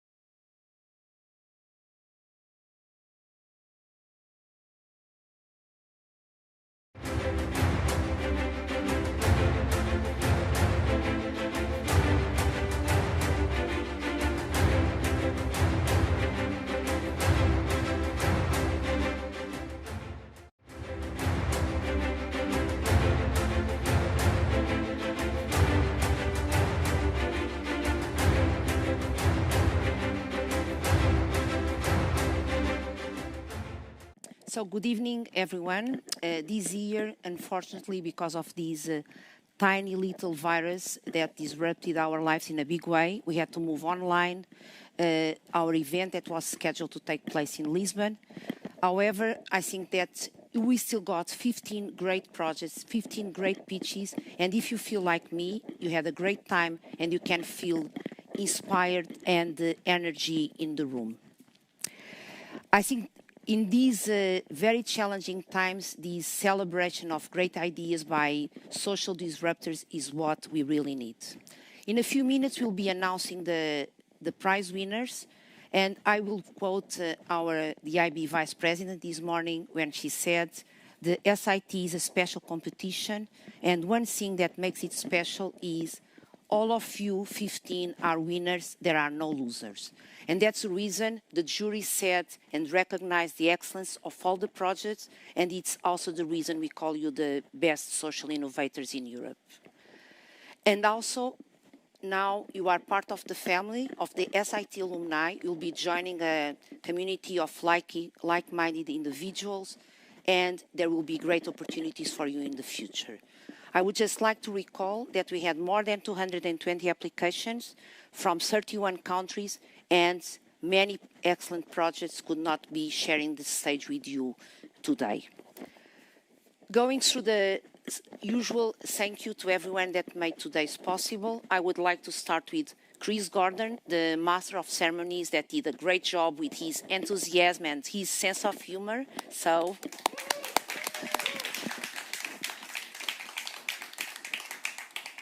then, really special thanks to the jury.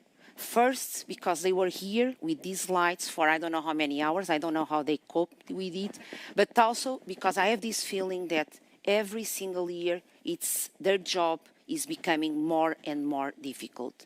And for that, contributes the great work done by the team of mentors from the ES Social Business School led by Carlos Azevedo, together with Kim Van Niekerk from the Coffee House Initiative. So thank you, Kim, and thank you, Carlos. I would also like to thank my colleagues from the EIF and the IB, because they make this event possible. They work selecting the 15 projects that are here today, and I tell you, trust me, it's not easy to select between the 220 applications that they have to see.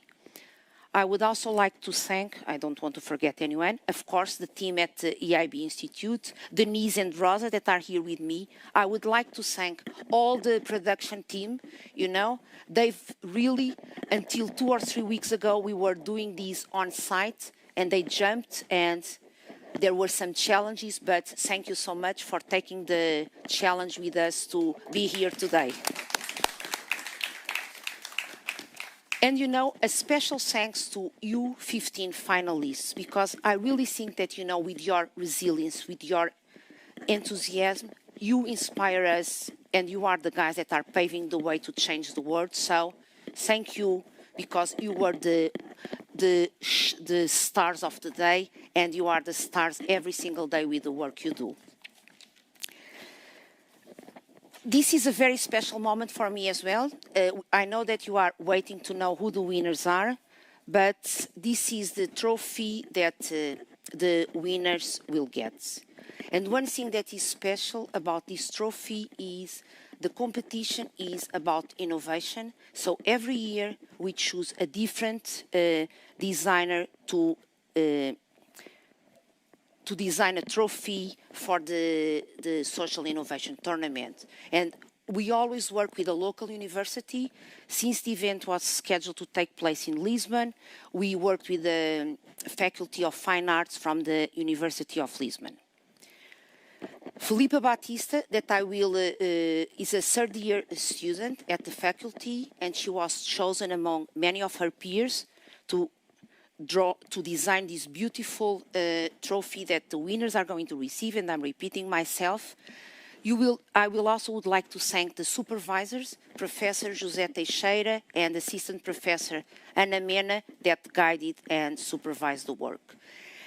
You'll be able to see in our website a flyer with the whole story and the bios for the designer, but I would like to share with you a video. What does these mean?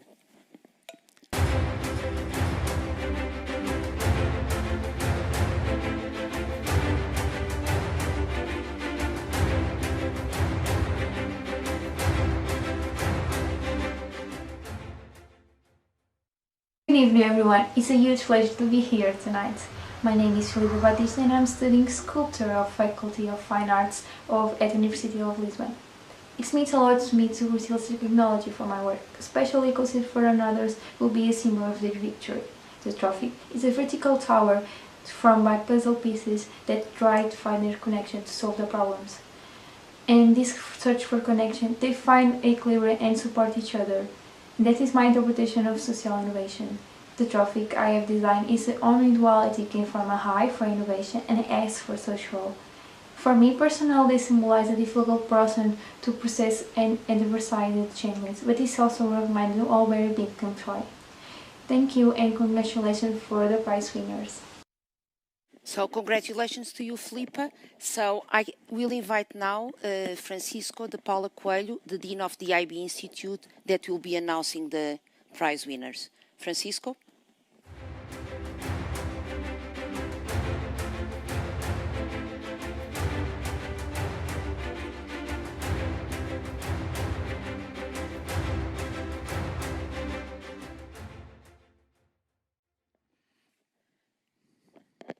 So, Francisco, do you want to share some words with us before since you have the 5, 6, 7 envelopes in your hands? Well, Luisa, this is the moment they've been waiting for the entire day.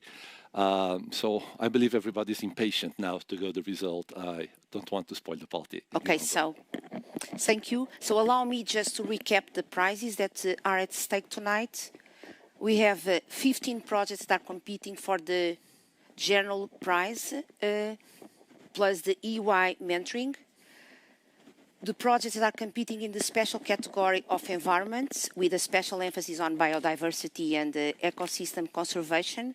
You have 2 projects that will be attending the INSEAD Social Entrepreneurship Program, and you have the audience vote that you all voted for. So, Francisco?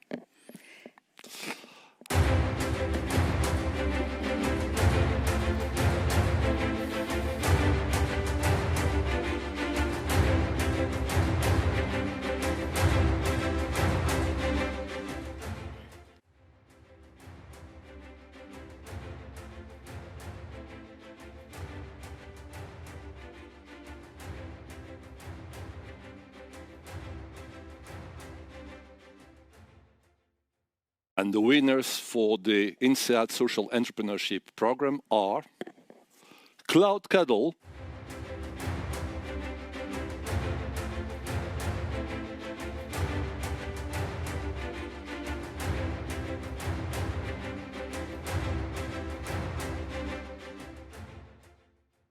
So now Francisco will be announcing the second prize special category.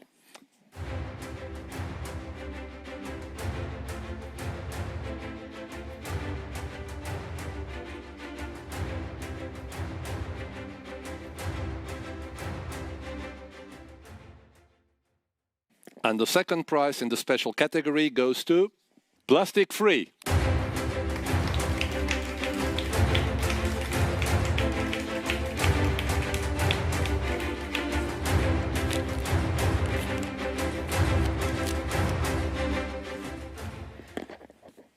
Congratulations. So now we're going to listen the second prize general category.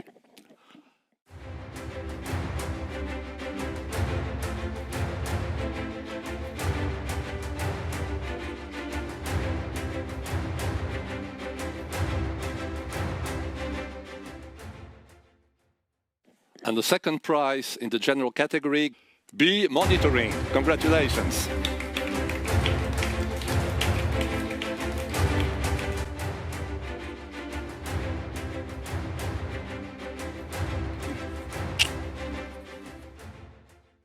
Well done. So now, shall we now move to the first prize in the special category?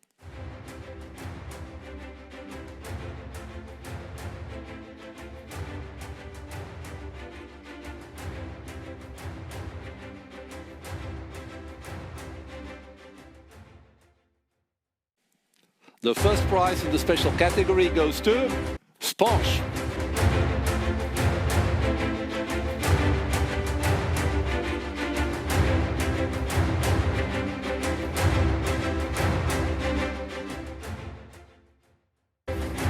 Congrats.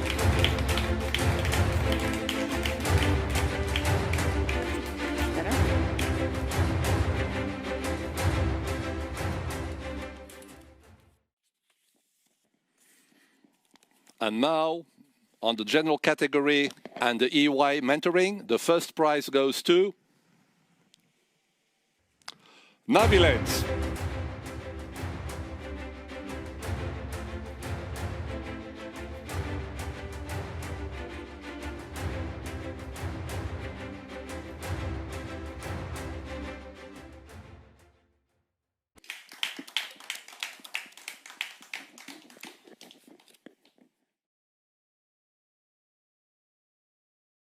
And now this year we have an innovation. For the first time we have introduced a public audience vote, and I understood that over 3,000 people have voted, and the winner is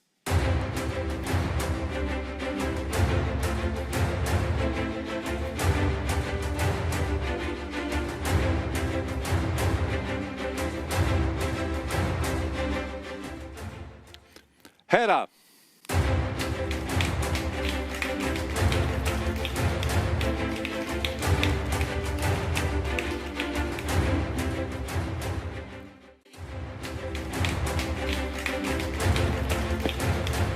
So, Francisco, congratulations to all. Can you tell us next year where are we going to be and what is the special category? So next year we hope to make it in Lisbon this time on October 7. Have it on in your agenda. And the special category prize will be on sustainability. See you next year. See you next year.